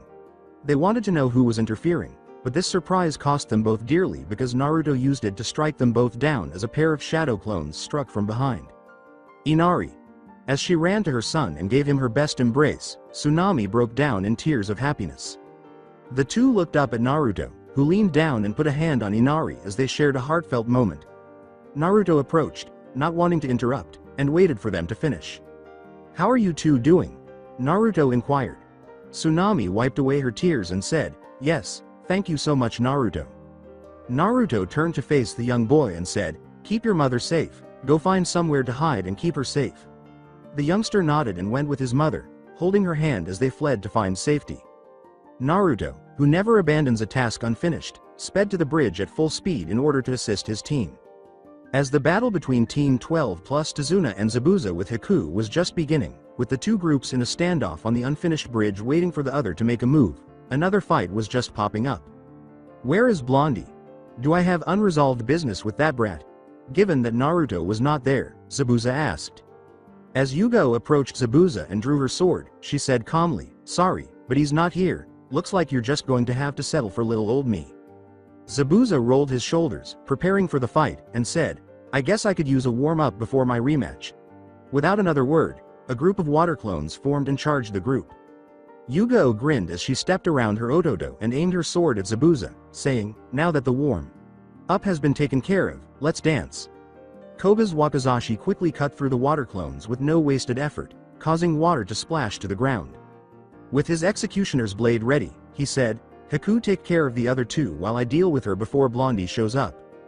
"Do you really believe that girl is capable of facing two opponents at once?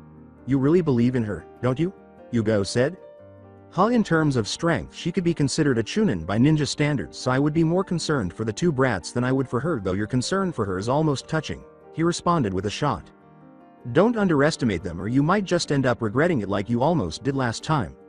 I don't need to be concerned when it comes to them, they can handle their own, after all they're my students and they've trained hard to get to the level they're at." And with that, the fight between them started in earnest as they rushed toward one another and clashed swords. As she prepared for the fight, Haku stood across from Yakumo and Koga, knowing that it would be difficult if these two were like Naruto. She didn't want to kill them because she knew what he could and would do if she hurt his friends, so she made one final attempt to reason with them. "All we want is the bridge builder, give him over to us and you can walk away, he is the one we want, not you." Haku frowned behind her mask as Yakumo said, "Not going to happen, he is our client after all." Koga stared down at Haku and said, "Take off the mask, since we know who you work with, you're not fooling anyone this time around." "Oh, perhaps I simply enjoy wearing it." As she assumed a combat stance, Haku responded. In preparation for battle, Koga and Yakumo also assumed combat stances. Koga smirked at Haku and said, "I am going to love removing that mask when this is over." The three then started fighting. Haku found the two of them were able to more than hold their own against her. As she was caught off guard by the teamwork the two displayed as Yakumo managed to catch Haku in her recently learned jutsu. As she rushed forward before she could strike, a flash of light blinded her as she was caught in Yakumo's lightning illusion, Flash Pillar. The next thing Haku knew, she was surrounded by mist so thick that she couldn't see her own hand in front of her face. She couldn't see anything in fact, or even hear a sound of the fight that was going on no more than 20 feet away. All of a sudden a thought struck her and she took a risk, release. With surge of her chakra, she shattered the genjutsu and just in time to dodge the incoming hound made of lightning, which she destroyed with her water whip jutsu. As the fight went on, Haku was more and more impressed at the fact that they were as good as the swordswomen had said they were. They had even gotten close a few more times, so she decided to take things up a notch as she flashed through a set of hand signs, and with the last one a group of ice mirrors sprang up from the water at their feet to form a dome mirrors around the two genin. Secret Jutsu. Crystal Ice Mirrors. When it was all over, the two inside the dome had been cut about a dozen times each, and although none of the wounds were fatal, they were only the beginning as Haku prepared for a second blow. After saying those words, she entered one of the mirrors, which then reflected her image across the dome of mirrors as a rain of senbon came from the mirrors to strike at them from what seemed like every direction. "It's finished." As she moved to strike again, she declared, "This fight was mine the moment you found yourselves inside my jutsu." Koga stated, "I don't think so," before demonstrating a series of hand signals, including Gale Style, Thundercloud, Void Wave. Haku was unable to alter her course before what appeared to be a black storm cloud engulfed her two opponents. In addition, Lightning struck her mask, causing a cut, and another bolt splintered the edge of her kimono, grazing her leg for getting too close. As she retreated into the nearest mirror, she found herself voicing her opinions about the two genin she was fighting once more. With this new development, anything could happen, but before both fights could continue, a streak of blonde hair burst from the tree line. Naruto, with his kamas drawn, pulled out 3 mirrors without even missing a beat, and he slid to a stop beside Koga and Yakumo. With a faint smile, he turned to his teammate and asked, "So, do any of you miss me?" Before posing his query, Koga couldn't help but sigh at his brother's poor joke. "Really, that's all you have to say? What took you so long to get here?" "Had to keep Tsunami and Inari safe from the brutes who attacked them, but they are fine now," replied Naruto.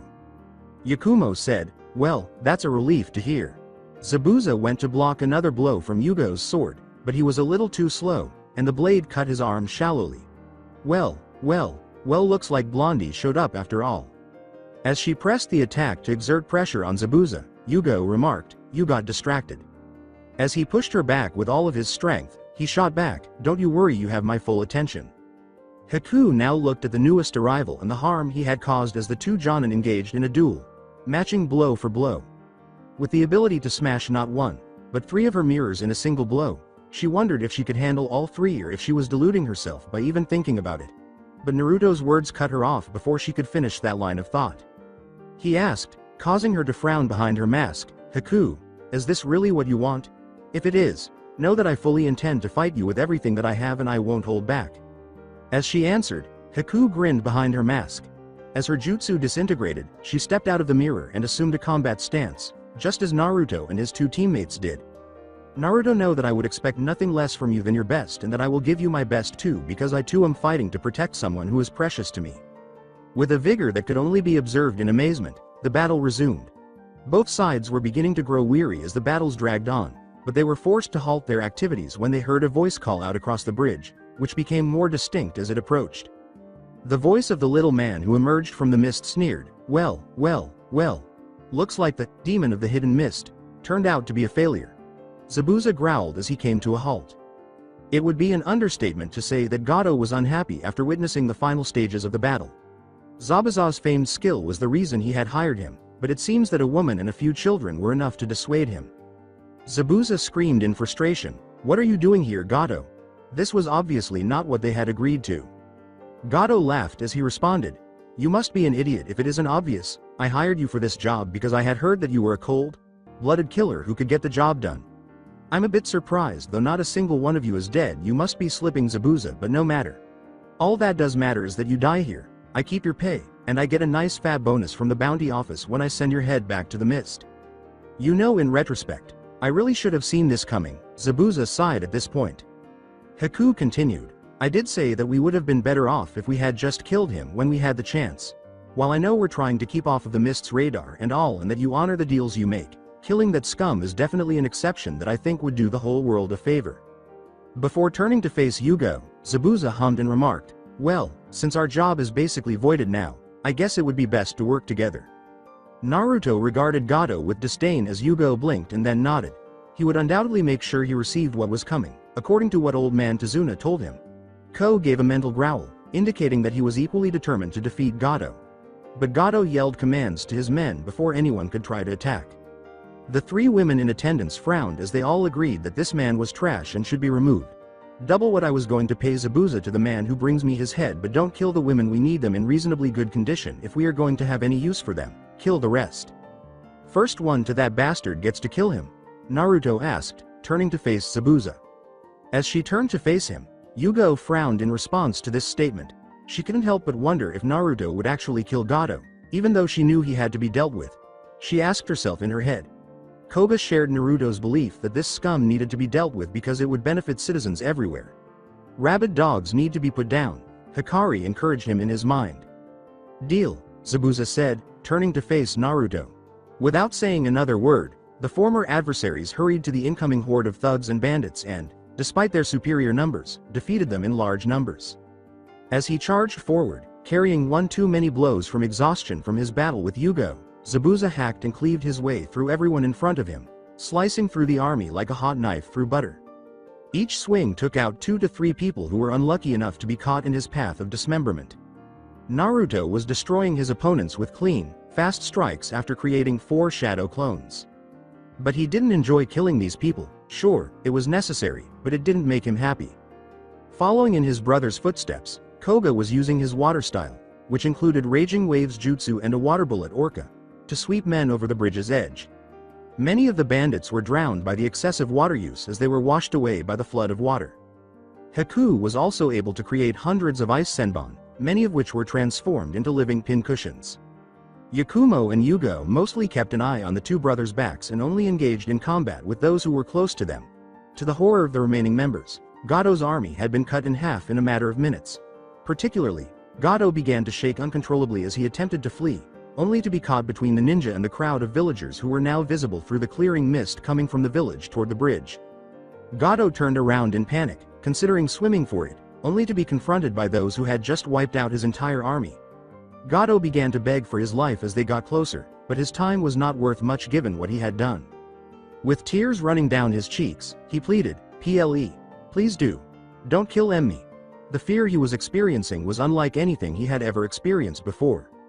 Zabuza moved forward and swung his sword before anyone could intervene, but he was struck in the chest by a crossbow bolt, which caused him to stumble and change the trajectory of his blade, cutting Gato's legs off at the knee rather than in half.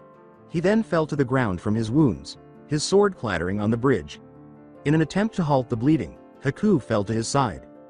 When Yakumo noticed the source of the shot, he sent 3 kunais sailing in that direction. A man who had been peached in a tree fell to the ground dead, and her aim was spot on. Gato screamed, unable to speak clearly due to the excruciating pain as he attempted to flee these monsters. His fear overcame him, and he wet his pants upon realizing that this was his fate. In the meantime, the small army that had materialized at the other end of the bridge, under the command of Inari, who was brandishing a bow and arrow, closed in. He yelled, "Naruto! We're here to protect the wave," to the cheers of the villagers behind him.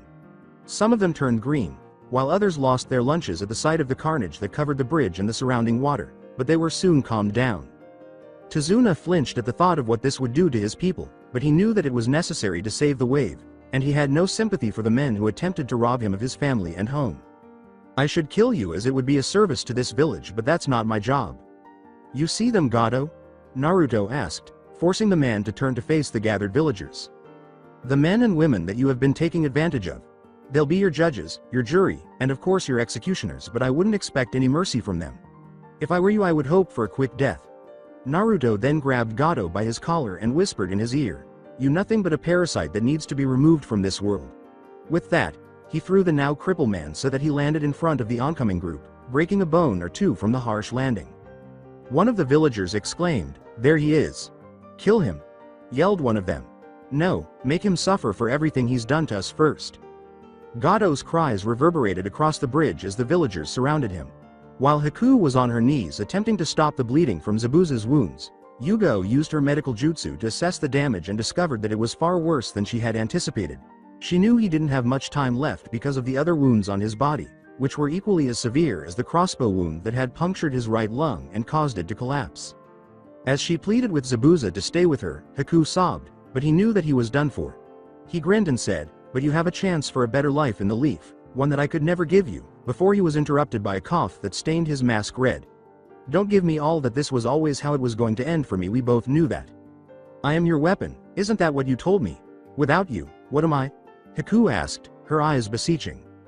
Before turning to face Naruto, Haku's eyes widened as more tears filled them. "Without me you're free to live your life. But know that no matter what you thought, you meant more to me than I would ever admit out loud, more than just my weapon. You were my Masumi. You keep her safe, Blondie, cause if you don't know that there isn't anyone or anything that will save you from me in the afterlife." At his final request, Naruto nodded, saying, "I will make sure she is safe in the leaf. You have my word on it." Zabuza whimpered as he turned to face Haku, wiping the tears from her cheek with a shaking hand as he said his final words. With those final words, the light went out of his eyes and his hand dropped from her face as he exhaled his final breath. "Now no more tears, Momochis are strong. I'm just sorry it took so long for me to tell you for what you truly meant to me, Haku, my Masumi." As she sobbed, Haku put his head in Naruto's shoulder and stood motionless, giving her a hug that she hardly noticed as she expressed all of her feelings for the person she had lost. Haku led the group of ninja to Gato's hiding place after the battle was over and the wave people had dealt with Gato. They discovered that, aside from a skeleton crew who weren't prepared for an attack, the man had left the area largely unguarded. Before the entire area was searched for anything valuable, they were dealt with promptly and neatly. It turns out that Gato kept the majority of the valuables he had brought with him, along with the land deeds that the Wave people had previously owned. There were also a number of girls who had been abducted and were initially terrified when they saw the ninja, but they were so happy to be released that they broke down in tears as they were brought back to the village and reunited with their families. The remaining valuables, deeds, and loot had been logged and sorted. They presented the stolen money and deeds to the village elder when they met with him. They also informed him that, should the Wave wish to take over, Gato's shipping company would now require new management. They had no idea how much this would help the Wave get back on its feet, so the elder thanked them. Yugo declined the elder's offer of a bonus, arguing that they had already received enough compensation and that the funds should be utilized to aid in the reconstruction of Wave country. But she didn't tell him that she had already taken enough money from Gato's hideout for an A-rank mission. That information was kept between her team, Haku, and Tazuna, who claimed that it was only right to give them what had been promised in the first place and that it was the least they could do. Additionally, Tazuna proposed that they remain at his house until they were prepared to leave. As the small group crossed the recently dubbed Great Naruto Bridge and made their way to the Leaf, the entire village turned out to bid farewell to the ninja who had saved them from Gato. Haku questioned why Naruto had abandoned Zabuza's sword as they were leaving. He responded that it had been left to mark Zabuza's grave and wasn't for him to take. In addition, Naruto said, he's going to need it for our rematch in the afterlife. Compared to the journey to Wave, the return trip to the Leaf was considerably more uneventful, but that was to be expected. They went directly to the Hokage's office to report after they got there and informed the on-duty guards that Haku was with them. Yugo was terrified because this would be a very detailed report. When they eventually arrived at the Hokage's office, they waited while he reviewed the mission report from another team. Naruto saw his siblings leave the room as the door opened, along with Kakashi. As usual, Narumi attempted to glomp onto Naruto's arm, but he sidestepped her. When Menma remarked that they had most likely returned to report that Naruto was useless on the mission, Kakashi face-palmed because he was aware of what had happened to Yugo during Team 12's test. The two teams then exchanged greetings. Before they were summoned to the Hokage's office, Naruto introduced Haku to his siblings, but Narumi and Mito did inquire as to who they had brought along. Minato was a little perplexed as to why they had brought a young girl who wasn't a ninja with them when they first entered. Calmly, Yugo stated, Team 12 and guest ready to make our report, Hokage-sama.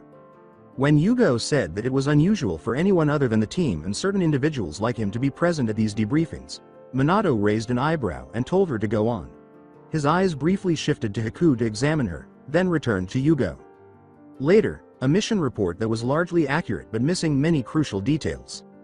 Minato said, so, you mean to tell me that you broke procedure and carried out the mission regardless of the danger that was present? As he approached the end, his voice becoming a little colder and making everyone in the room perspire. Yugo said, yes, Hokage-sama, as she was certain that the book would be verbally hurled at her. Yugo. According to mission protocol, if a mission isn't what was requested, the ninja who accepted it must go back to the village right away and put the person who requested it on a blacklist.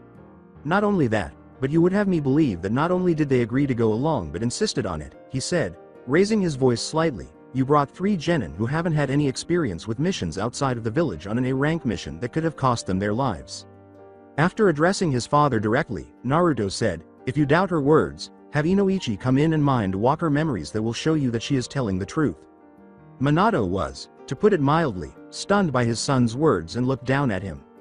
We were the ones who disregarded the rules. Yugo-sensei was just carrying out her responsibilities as our sensei and letting us ninja decide for ourselves what we would do. Koga echoed his brother's tone as he moved up to stand beside Naruto and said, if there is anyone you want to blame, then place it on us, but don't think about placing it on our sensei. Hokage-sama, Koga and Naruto were correct. Despite Yugo-sensei's advice to reverse course and adhere to protocol, we insisted on carrying out the mission no matter what. Knowing that it was a team decision and not anyone's alone, Yakumo said as she moved to stand with her team. You guys. Yugo shed a few stray tears as she saw her genin defend her, feeling proud that she couldn't have asked for a better team. After a moment of awkward silence, Minato made a motion and an Anbu member appeared. He bowed and Minato gave him instructions to bring Inoichi here so he could help resolve this matter. After Inoichi arrived and confirmed that what the 3 genin had said was true, they insisted on carrying out the mission. Minato was at a loss for words, so he turned to Yugo and apologized for letting his emotions get the better of him. She responded, It's fine, Hokage. Sama, I understand that you were concerned about my genin and about mission protocol. As she wiped her eyes, a small smile returned to her face. As the tense moment came to an end, Yugo gave her report of the mission once more, including more of the details she had omitted the first time and the reason Haku was here now. This gave Minato a deeper understanding of Naruto's and his team's skills and revealed that they were full of surprises, but she also withheld some information that she intended to ask the Hokage once the rest of her team had left. As the debriefing came to an end, Minato turned to Haku, who had remained silent the entire time, trying to read her, but she had a great poker face that gave nothing away. If I may ask, what are you looking for in this leaf, Haku-san? According to what I've been told, you are from the Hidden Mist, correct? You assisted Zabuza in his battle against Yugo's team? She nodded in response to Minato's question. Why don't we return to the mist? Why have you come to us? He pushed. As everyone considered how that must have affected her, Haku said, I was almost killed by my own father when I was little because of the fact that the mist saw Kekkei Genkai as something that was to be feared and needed to be eradicated. She paused to allow the shock of her previous statement to wear off, then continued, At a young age I was on the streets alone since no one would take me in. I was alone until Zabuza found me and took me in. He provided me with a home, albeit one that was constantly on the road and required daily work. When asked why she had come to the leaf, she said, because simply put I have nowhere else to go. She isn't an enemy. Zabuza asked us to protect her, Naruto said at that precise moment. That information caused Minato to raise an eyebrow. And what makes that so crucial? Curious as to why it mattered that a Rouge ninja requested her protection, he asked. Holding his father's gaze, Naruto said, because I gave him my word that she would be safe here and I don't give my word lightly. Would you risk the village's existence by promising to protect someone who was only recently your enemy and who isn't even a resident of the village? Minato asked his son a question. Naruto said, his gaze never leaving his father's, she isn't our enemy. If she was, she would have tried to kill us on the way back to the village, but she didn't and she had plenty of chances. Drawing his attention, Haku said, Hokage. Sama, I understand that you don't trust me and that it will likely take some time before you can trust me at all. I don't have any hidden agenda, though. I have no reason to be constantly moving without Zabu. No, without Tusan. And to be honest, I've gotten a little sick of it. If I'm being completely honest, all I want is a place that I can return to and call home. To save time, he asked a direct question. Haku-san, would you be willing to have Inoichi here scan your mind? If she was telling the truth, she would be a valuable asset to the village, but if she was a threat, she was too dangerous to let walk free in the village. This statement caused the Hokage's eyes to rise a little, if only slightly, as he hadn't expected to hear it from a trained killer. If that is what it takes to prove that I am telling the truth and that I have no ulterior motives, then yes, I will, Haku said without even hesitating. Minato gestured Inoichi forward at this point, and Haku was instructed to sit in the chair next to her. She relaxed as Inoichi put a hand on her head, and the room fell silent for a while as Inoichi used his jutsu to mind. Walk through her memories and check to see if she was also telling the truth. When he was done, he turned to Minato and said, she isn't lying, before adding, she also had numerous opportunities to kill your son's team while they were returning here, just as Naruto stated, in order to prove that she is not an enemy. Minato was again surprised by this young girl. She not only wasn't lying but she was being sincere about wanting to join the Leaf. Someone who would switch villages like she was doing just seemed to put him on edge, but then again, could this girl really call the mist her home with the way she was treated there? And what's more, did he even have a right to judge her for what she was doing? As that thought happened, another ran through his mind. The same could be said for Naruto. If he had done what this girl was doing right now, would he blame him for it? Heck, Naruto had every right to up and leave the Leaf just like this girl was doing with the mist, and he would be justified in doing so in the eyes of the Land of Fire. If not for the people who showed Naruto they cared, he would have most likely left and never looked back. Minato's mind created an image of Naruto meeting this girl on the road, and the two of them, having felt like they knew each other, went off together and eventually got married and started a family away from the Leaf and the mist, and were happy that they found each other. That thought both made Minato feel sad and happy at the same time.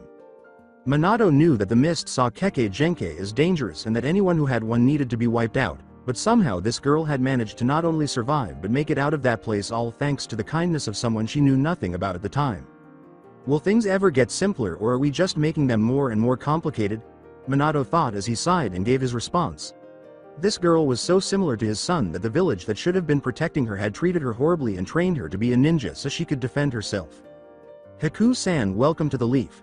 Minato couldn't recall the last time he had seen Naruto smile so genuinely, and at these words, his face broke into a smile that wasn't the one he had put on to give the impression that he was alright. Thank you Hokage-sama for allowing me to join the Leaf, Haku said, bowing. I will need you to fill out some paperwork that will help with registering you as a resident of the Leaf and will need a first and last name.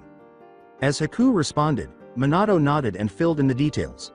Well, you already know my first name. As for my last name, it will be Momochi, just like Tu-san said. As for where you will be staying, I believe that we can find a place for you to stay for the time being until you can make some money, Minato said, explaining that she would be under the watchful eye of an Anbu squad for an unspecified amount of time. She accepted this, understanding that it was justified because all he knew about her background was virtually nothing other than what had happened in Wave. Haku spoke before he could continue, saying, we will need to have you take some assessment tests to see where you stand in skill and ability, but I think with what has been said and the report given that you should be able to make Chunin with no problem. I don't want to cause any trouble by having others think I was given my position unfairly, so if it's possible I would like to be put on a genin team and pass the exams for promotion if it's possible. Although I appreciate your desire to follow the correct procedures and all, it would take some time to find a team you would be compatible with, Minato said, giving her a nod of approval before responding. And you wouldn't be able to go on any missions during that time. You would essentially be a civilian until a team that needed a member could be found. Minato said, but was taken aback when someone else who had been quiet the entire time just listening to the report spoke up. As he now had everyone's attention, Orochimaru said, if I may, I think that we can solve two problems at once with a simple solution that would help everyone. I purpose that we place Haku on your son's team as a way to not only have her kept under watch but also because their team has already fought against her, they would be the most logical pairing as they would know her fighting style as well. Additionally, it would enable her to earn money and pay for a place to stay, in addition to enabling her to progress through the appropriate channels when the time comes, the snake signing suggested. Minato had to admit that it made a lot of sense, but would it work? He had known of teams that had 4 genin on them before. It didn't come up often, but it had happened enough that it wasn't uncommon. But it was one thing to learn how to fight against someone, but to be able to take that knowledge and use it in the reverse was something completely different. Only Jonin-level shinobi were even known to be able to do such a thing, and it was difficult even for them, but to expect it from a group of genin. Minato's thoughts suddenly came to a screeching halt as a realization hit him. He was underestimating the capability that his son's team had already shown, especially if what Yugo reported was true. In fact, it had been that exact same underestimation that had made almost everyone in the academy believe that Naruto was nothing more than an average shinobi at best. But then again, that was one of the shinobi's greatest tools: deception. Naruto had been deceiving most of the other students and many of the instructors in the academy for most of his time there. Most of the ones who figured he was holding back were those who were much more observant. After a moment's pause to get his thoughts in order again, he had finally made his decision and addressed those gathered. According to Minato, who was looking at Yugo, Haku-san, I am assigning you to Team 12 as its 4th member. You will report to Yugo as your sensei from here on. Do you object to this? Yugo smiled as she answered, not at all, Hokage-sama. In fact, I think it will make it much smoother for Haku here to adjust to life here in the Leaf, as well as allow others in the village to get to know her better and not instantly see her as an outsider. When the mission report was finished and they were free to leave, Haku smiled back and thanked Minato for taking her headband. When Naruto asked if the team wanted to go out to dinner, Yugo said that she still had some things to discuss with the Hokage, which he assumed had to do with what she had left out of her report, but he didn't ask because it was her business, not his. As the 4 teammates left the Hokage's office, Minato's gaze shifted from the door to Yugo. All right, what would you like to discuss? Minato inquired, to which she replied. We're going to be a while, so it would be best if you could bring us some tea. Minato moaned and covered his face, sensing that he would soon have another headache. The 4 of them encountered another team that was out and about outside the Hokage tower. Hey everyone, did you just return from a mission? As he ate a bag of chips, Shoji posed the question. Hey, Ino, Shikamaru, and Shoji, how are you? As Team 10 paused to talk, Koga answered, where's Asuma-sensei? As she saw a new face among the Team 12 members, Ino remarked, he's off doing who knows what in his spare time. After all, it's our day off. So who's the girl with you guys? As the members of Team 10 were a little taken aback, Yakumo said, oh, right, this is Haku-chan, the newest member of Team 12 and newest resident of the village. Wait, She's already a ninja and she just got here? With a look of complete surprise on his face, Shikamaru asked. Koga scratched the back of his head and grinned sillily, not wanting to go into too much detail, and said, "Oh, well, thing is she has been trained since she was little by a Rouge ninja who ended up helping us." What? The three members of Team 10 let out a collective cry, their shocked expressions invaluable. Team 10 was, to put it mildly, both shocked and impressed after a brief explanation. Ino looked at Haku and Yakumo and exclaimed, "Hey, I have an idea," she said. "Izumi-chan, Kurenai-sensei, and some of the other genin girls were going to meet up with me to get something to eat, so you should come along. Haku would have a fantastic opportunity to meet the others and form new friendships." Haku said, a little uneasy at the thought, "Oh, I wouldn't want to impose." Before she took both of their hands and led them away, Ino said, "You're not imposing. In fact, I insist you come to Yakumo since the two of you are on the same team now and seem to be new friends, it only makes sense." She then called back over her shoulder to Naruto and Koga, "I hope you don't mind if I borrow your teammates for a bit. Regards." "Hey Ino, hold on," Shikamaru called, but it was too late. She was off and there was no stopping her. Aw man, what drag. "Hey Shika, would you mind playing some shogi?" The young Nara was taken aback by Naruto's request to play such a difficult game, but he kept his expression neutral. "You play shogi? Is it really that difficult to believe?" Shikamaru was asked by Naruto. The young Nara genius considered that and discovered that, in all the time he had known Naruto, he really didn't know all that much about him. In fact, all he really knew was that he was one of the 5 Uzumaki siblings, that he ran away from home when he was 8 years old, and that he lived in the Forest of Death until he recently returned to the village. Aside from that, he hadn't really gotten to know Naruto all that well, and that the majority of what he had learned about him came from their time in the academy. It had been difficult, though, because Naruto didn't reveal much with his facial expressions, but Shikamaru had been thinking that Naruto was hiding his true abilities while in the academy. After observing Naruto's somewhat disapproving expression, he took a chance and said, "Well, since I was just going to watch clouds this afternoon, I guess I can play a game or two." "Well, it's just I hardly imagined you would be the type to sit down long enough to sit down and set up the board, let alone sit through a whole game.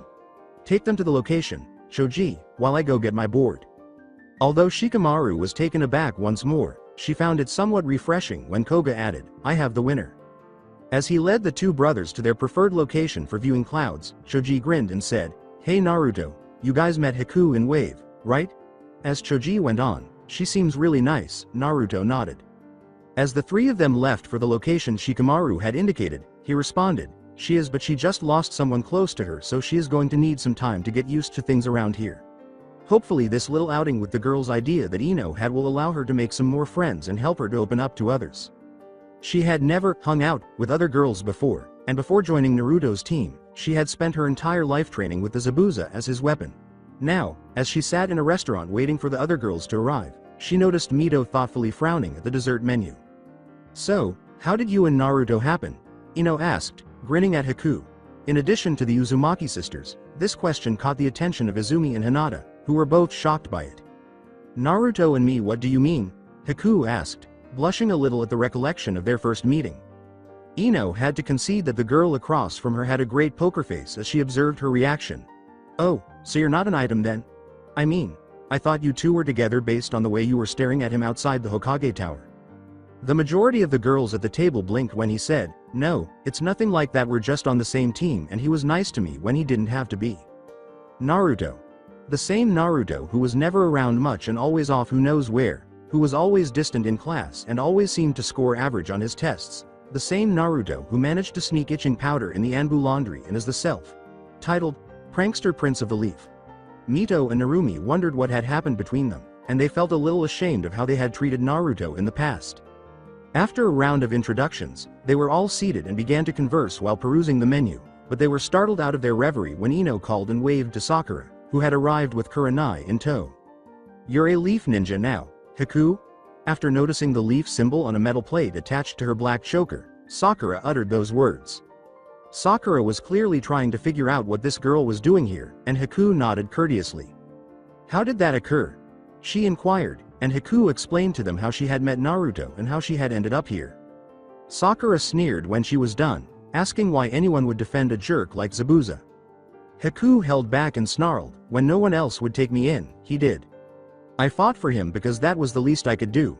You cannot claim that you expect every mission you undertake to serve a noble cause. Every day, ninjas are hired to murder the defenseless, defend criminals, and steal for the avaricious. You're fortunate to have been born and brought up in a village with some moral values. The speech had a significant impact on the girls in her immediate vicinity, who all considered what it would be like to be sent on a mission of that nature. It's true that ninjas must perform some repulsive tasks. You're a leaf shinobi now, Haku, and the past is behind you, right, Sakura? I can only imagine what you've had to endure to survive. Kurenai was doing her best to defuse the situation because it wouldn't be enjoyable to explain to the Anbu why the two kunoichi got into a fight in the middle of a restaurant. After being jolted out of her reverie, Sakura sighed and blinked before responding, "Sorry, I didn't mean to cause trouble."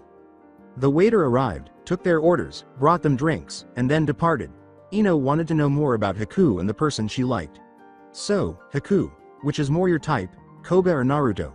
Both the Uzumaki sisters stiffened at the question, unsure of how to respond, while Haku and Hinata almost choked on their drinks as they took a sip. Izumi then spoke up and asked Haku what she thought of the leaf. Haku replied that she hadn't seen much of the village yet because she had just returned with Naruto and his team. Ino, being the great gossip queen that she is, demanded more, and as she asked the newest leaf ninja a series of quick questions, Haku felt a little uncomfortable but gave her best response. After they paid and Sakura left, saying she had something to do while the others strolled down the market street, Ino realized that Haku didn't have a proper wardrobe because she had arrived in the leaf village with very little. Ino said that Haku would look good in the dress a mannequin was wearing, and Haku confessed that she only had her combat kimono and the pink one she was wearing at the time. Ino gaped before responding. Taking Haku by the hand, he said, "That just won't do." The blonde quickly dragged her into the store, thrust various articles of clothing into her arms, and told her to use the changing room. Haku grimaced as she entered, since she had never been very interested in fashion, but apparently Ino was. Accepting her fate, she took off her kimono, tried on one of the outfits, and walked out for the other girls to see. The girls all gave her the thumbs up, and Ino handed her a new outfit, which she tried on one by one while they exchanged ideas. This process continued for about an hour, and by the time they reached the checkout counter, Haku had multiple new outfits. Ino said she would cover the cost of the purchase because she had no money at all. As Haku attempted to object, Ino stalled her with a hand before responding, "I can't accept this, you guys already paid for my meal, but this is too much. No, I simply won't have one of my friends going around the village and on missions with only 2 changes of clothes." After some more persuasion from the group, Haku gave in and let Ino and the other girls contribute to the cost of her new wardrobe. They had played 4 games in total, 2 of which had been Naruto vs. Shikamaru, and the other 2 had been Koga and Shika. Shikamaru was no slouch, mind you, as he had been playing for almost as long. Shikamaru had beaten Naruto in the first game, and the second game, though much closer, had still been a loss. Koga had lost 1 game and tied the second game. Naruto was playing as he always did because he'd had plenty of time to play when he wasn't training with the wolves, and playing mental shogi and or go with Ko had been one of the few things he had been able to do when he wasn't training with them. Shikamaru had to admit that he was impressed. The brothers were undoubtedly not novices, but he was taken aback by the tactics they would use. This was evident from the fact that both of them were thinking 15 to 20 moves ahead, whereas Shikamaru, of course, usually thought 25 to 30 moves ahead. Nevertheless, Naruto was surprising him. He would occasionally make a move that would catch him off guard, and even now, with his most recent move, he was catching him off guard. Naruto had just made a move that would force the game to end in a stalemate. Shikamaru gave Naruto a questioning look and said, "Naruto, why did you do that?" "I might not win this time, but neither will you," Naruto grinned. "I figure I'll take you with me if I'm going down." Shoji was inconsolable because no one in their age group or even their academy seniors had ever defeated Shikamaru, much less forced him to a standstill like both brothers had. Asuma Sensei had a difficult time defeating the young Nara. In fact, his father was the only one who ever regularly defeated him. Shikamaru chose to ask a question that had been bothering him for a while after he and Koga had concluded another match that ended in a draw. "Why did you always abandon us when we were young, Naruto?" After fumbling the piece he was going to move, fortunately, he didn't drop it. Naruto replaced it and raised an eyebrow at Shikamaru. "What makes you want to discuss such a topic?" Naruto inquired, perplexed as to why Shikamaru would wish to discuss that. "Well, it's just that when we were younger you would always leave. I thought we were friends," Shikamaru said after considering his response. "We are friends." Naruto shook his head at this, saying, "The reason I left all those times was that Menma showed up and I knew that you were also friends with him and I didn't want to cause problems between you guys." This was followed by his move. Shikamaru was a little perplexed, but he decided that since he didn't know much about the reasons behind Naruto's departure when they were young, now was the time to learn more. "Why would it matter if we were friends with your brother or not? We're friends too, right? We all should have just hung out together," he replied by deciding on his next move. As he prepared his next move, Naruto remarked, "If I had stayed well, Menma and I don't get along and it would have just ended up causing problems for everyone." Shikamaru's attention was divided between the game and the conversation. He could either abandon the topic and go on, or he could ask Naruto for more details. Naruto noticed this and chose to try and take advantage of it in order to divert Shikamaru's attention. As the game continued, the conversation continued until Naruto made a final move that shocked Shikamaru and Choji. And that's checkmate. As they stared in disbelief, Naruto simply gave them a silly smile and said, "Looks like you let yourself get too absorbed in the conversation which let me sneak in and topple your king." He never stopped grinning. The game board was nearly reset when Naruto finally realized how late it was getting. He turned to Shikamaru and thanked him for the games, saying that they would have to play again sometime or maybe next time they could play Go if Shikamaru wanted to change things up. Naruto said he would enjoy either one. At this point, Koga started laughing and the rest of them joined in because they couldn't help it. Shikamaru whipped at his eyes as he congratulated Naruto on his well-earned victory. With his elbows resting on his desk and his hands folded in front of his face, Minato reviewed the meeting with Yugo the following day, which had gone far longer than he had anticipated. Rewind. What topic would you like to discuss? As tea was brought for them, Yugo sat down in one of the chairs in front of his desk and he asked, "How much have you told your children about the night the Nine Tails was sealed?" she asked, pausing to gather her thoughts while sipping her tea. Minato blinked at that because he and his wife had never told their kids much about what had happened, only that he had prevented the Nine Tails from destroying the village and that he had divided the chakra and soul among 4 of the siblings because a tailed beast cannot be destroyed. Not much, in fact. We have only told them that they have the chakra of the Nine Tails split among 4 of the siblings so as to keep the village safe, said Minato. Though she would have expected them to keep it a secret, Yugo was a little taken aback that the siblings had been informed of what Minato had done to protect them and the rest of the village. It appeared that they had made the right decision in telling them the truth because it would have been worse for them to learn about it all at once. "Why are you asking?" With a worried expression on his face, he asked her while sipping his tea. "Well, it would seem that Naruto performed a feat that I have only ever seen Kushina sensei be able to do, but it was different from hers at the same time," she added before going on. "Not only that, but your son used said technique during his fight with Zabuza." "How did this ability appear?" Minato asked, now interested in what had transpired. "It felt like the Nine Tails chakra, but it was different in some way. It was as though chakra was oozing from his body to envelop him in it, almost like a cloak." As she continued to describe what she had witnessed, she added, "In addition, the chakra was a vivid shade of green, if that means anything to you." His eyes changed from their typical blue to a yellowish color, and Naruto's face became more animal-like. Yugo had just described a technique that only a true Jinchuriki could do, as his wife had told him when he had witnessed her use the tailed beast cloak, but the color of the chakra was all wrong and her eyes looked like foxes when she did it. However, many of the things she had told him about during the mission report that seemed too good to be true were now seen in a different light because he now had all the information. To say that Minato was shocked would be an understatement, but he managed to conceal it well.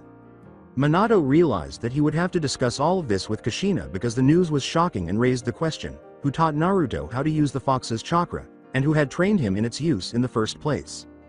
When the meeting finally ended, Yugo stood up to go, but before she could, Minato said, "Yugo, please continue taking care of Naruto." She nodded stiffly and Minato winced at her response, "I've been taking care of him since he was 6 Hokage. Sama," adding, "and I will also train my team as best I can. Even though I consider Naruto and Koga to be my otodos, that doesn't mean I will give them preferential treatment. As a team, I am ultimately responsible for 3 of them." She then departed. Flashback. End. Minato summoned his messenger Toad and asked him to find Naruto and invite him to his office, as well as an Anbu to invite Kushina to his office so he could talk to her about it, or at least as Naruto would talk about it. After yesterday's meeting, Minato felt exhausted and couldn't help but slouch in his chair and sigh as he passed a hand over his face. Although he was a literal ninja genius, he could be very dim-minded about some things, such as noticing changes in his own children. The report Yugo had given him was opening because it revealed to him how far Naruto had come as a shinobi, as well as how much he had concealed from everyone. Man. He replied, genjutsu or not, I've really screwed things up. You can say that again, kid. After blinking, Minato turned to face the window, where he saw Jiraiya, the Toad Sannin, his teacher, standing with his arm folded. When did you return, sensei? As Jiraiya moved deeper into the office, he remarked. Just now, he replied, had to check in on my information network and see if any of my sources had any news for me. Is there anything I should know? He asked the Sannin, who leaned against the wall and sighed. Before Minato could respond, he frowned. I've been hearing some whispers of that group of high-rank missing nin, he said. You mean the Akatsuki? That's them, though I haven't been able to find out what their goals are or much about their members. They have been taking high-rank missions for the highest bidders. Anything else? Minato sighed. When he asked, Jiraiya simply shook his head. No, however, Minato nodded when he said, my contacts are listening for anything on them. If they get any new info, they'll tell me. Minato said, right, before glaring at Jiraiya. Sensei, I want you to look into Danzo as well, he said. After blinking at that, Jiraiya sighed and asked, what has the old bastard done now? He inquired. His statement caused Jiraiya to raise an eyebrow slightly. We, and by that I mean myself, Kushina, and Hiruzen Sama, all suspect him of being responsible for the genjutsu that caused most of the village to neglect Naruto, he said. What leads you to believe that? He inquired. Mizuki, a recently discovered traitor and a former Chunin instructor, had managed to manipulate Narumi into stealing the forbidden scroll for information he promised her while you were gone, he stated, which worried Jiraiya. He hinted that a mummy was the one behind the village's neglect of Naruto. Jiraiya scowled at this, knowing that the nickname was undoubtedly a reference to the old war hawk, as many ninja and even civilians had called him by that name. Jiraiya cautioned, Minato, it's going to be difficult because Danzo is the kind of guy who does a good job of hiding his tracks. Finding evidence that he was responsible will be challenging. Just do what you can, he said, and Minato nodded in understanding. Also, there's something else I need to tell you about and tell Kushina when she gets here, the Sannin said, nodding. At this, Jiraiya became alert and listened carefully to what he had to say. He paused to gather his thoughts before continuing. I think that, somehow, Naruto has somehow become a true Jinchuriki, he said. The office was silent as Jiraiya stood there staring at his favorite student as if he had grown a second head, his mouth hanging open, his eyes wide, and for a full minute nothing happened. Minato was about to wave a hand in front of his sensei's face to check if he had accidentally broken him, or at least to shake him out of it. He shook his head and blinked, saying, I'm sorry, Minato. Would you like to repeat that to me? He said, I think my ears are playing tricks on me. Minato let out a small sigh before hearing a different voice from the balcony of the office. Kushina, who appeared to have just been slapped, said, me too. After Yugo told him about the mission her team had completed and the ability Naruto used to fight Zabuza, Minato sat back in his chair and told them everything. What a minute did you say green chakra? Jiraiya blinked at what he had just been told. Minato nodded in agreement as he spoke. Naruto left for more than one reason. Could this have been one of the reasons her son had fled? Kushina was shocked to learn that one of her children had somehow turned into a true Jinchuriki. Suddenly, the conversation with the fox had returned to her mind as he said, Naruto left for more than one reason. This is something I never heard of before, the Sannin replied. If somehow, Naruto has become a true Jinchuriki to something that was born out of the Kyuubi's chakra. If any of the other villages find out about this, they're gonna start sending spies to figure out what it is he's become host to. When Minato and Kushina learned that the leaf had somehow obtained a new Biju that was sealed in the son of the Hokage, they both went pale. If the news spread, it would undoubtedly cause issues for the village and Naruto. That's it for today. I hope you guys enjoyed this great story. See you in the next one.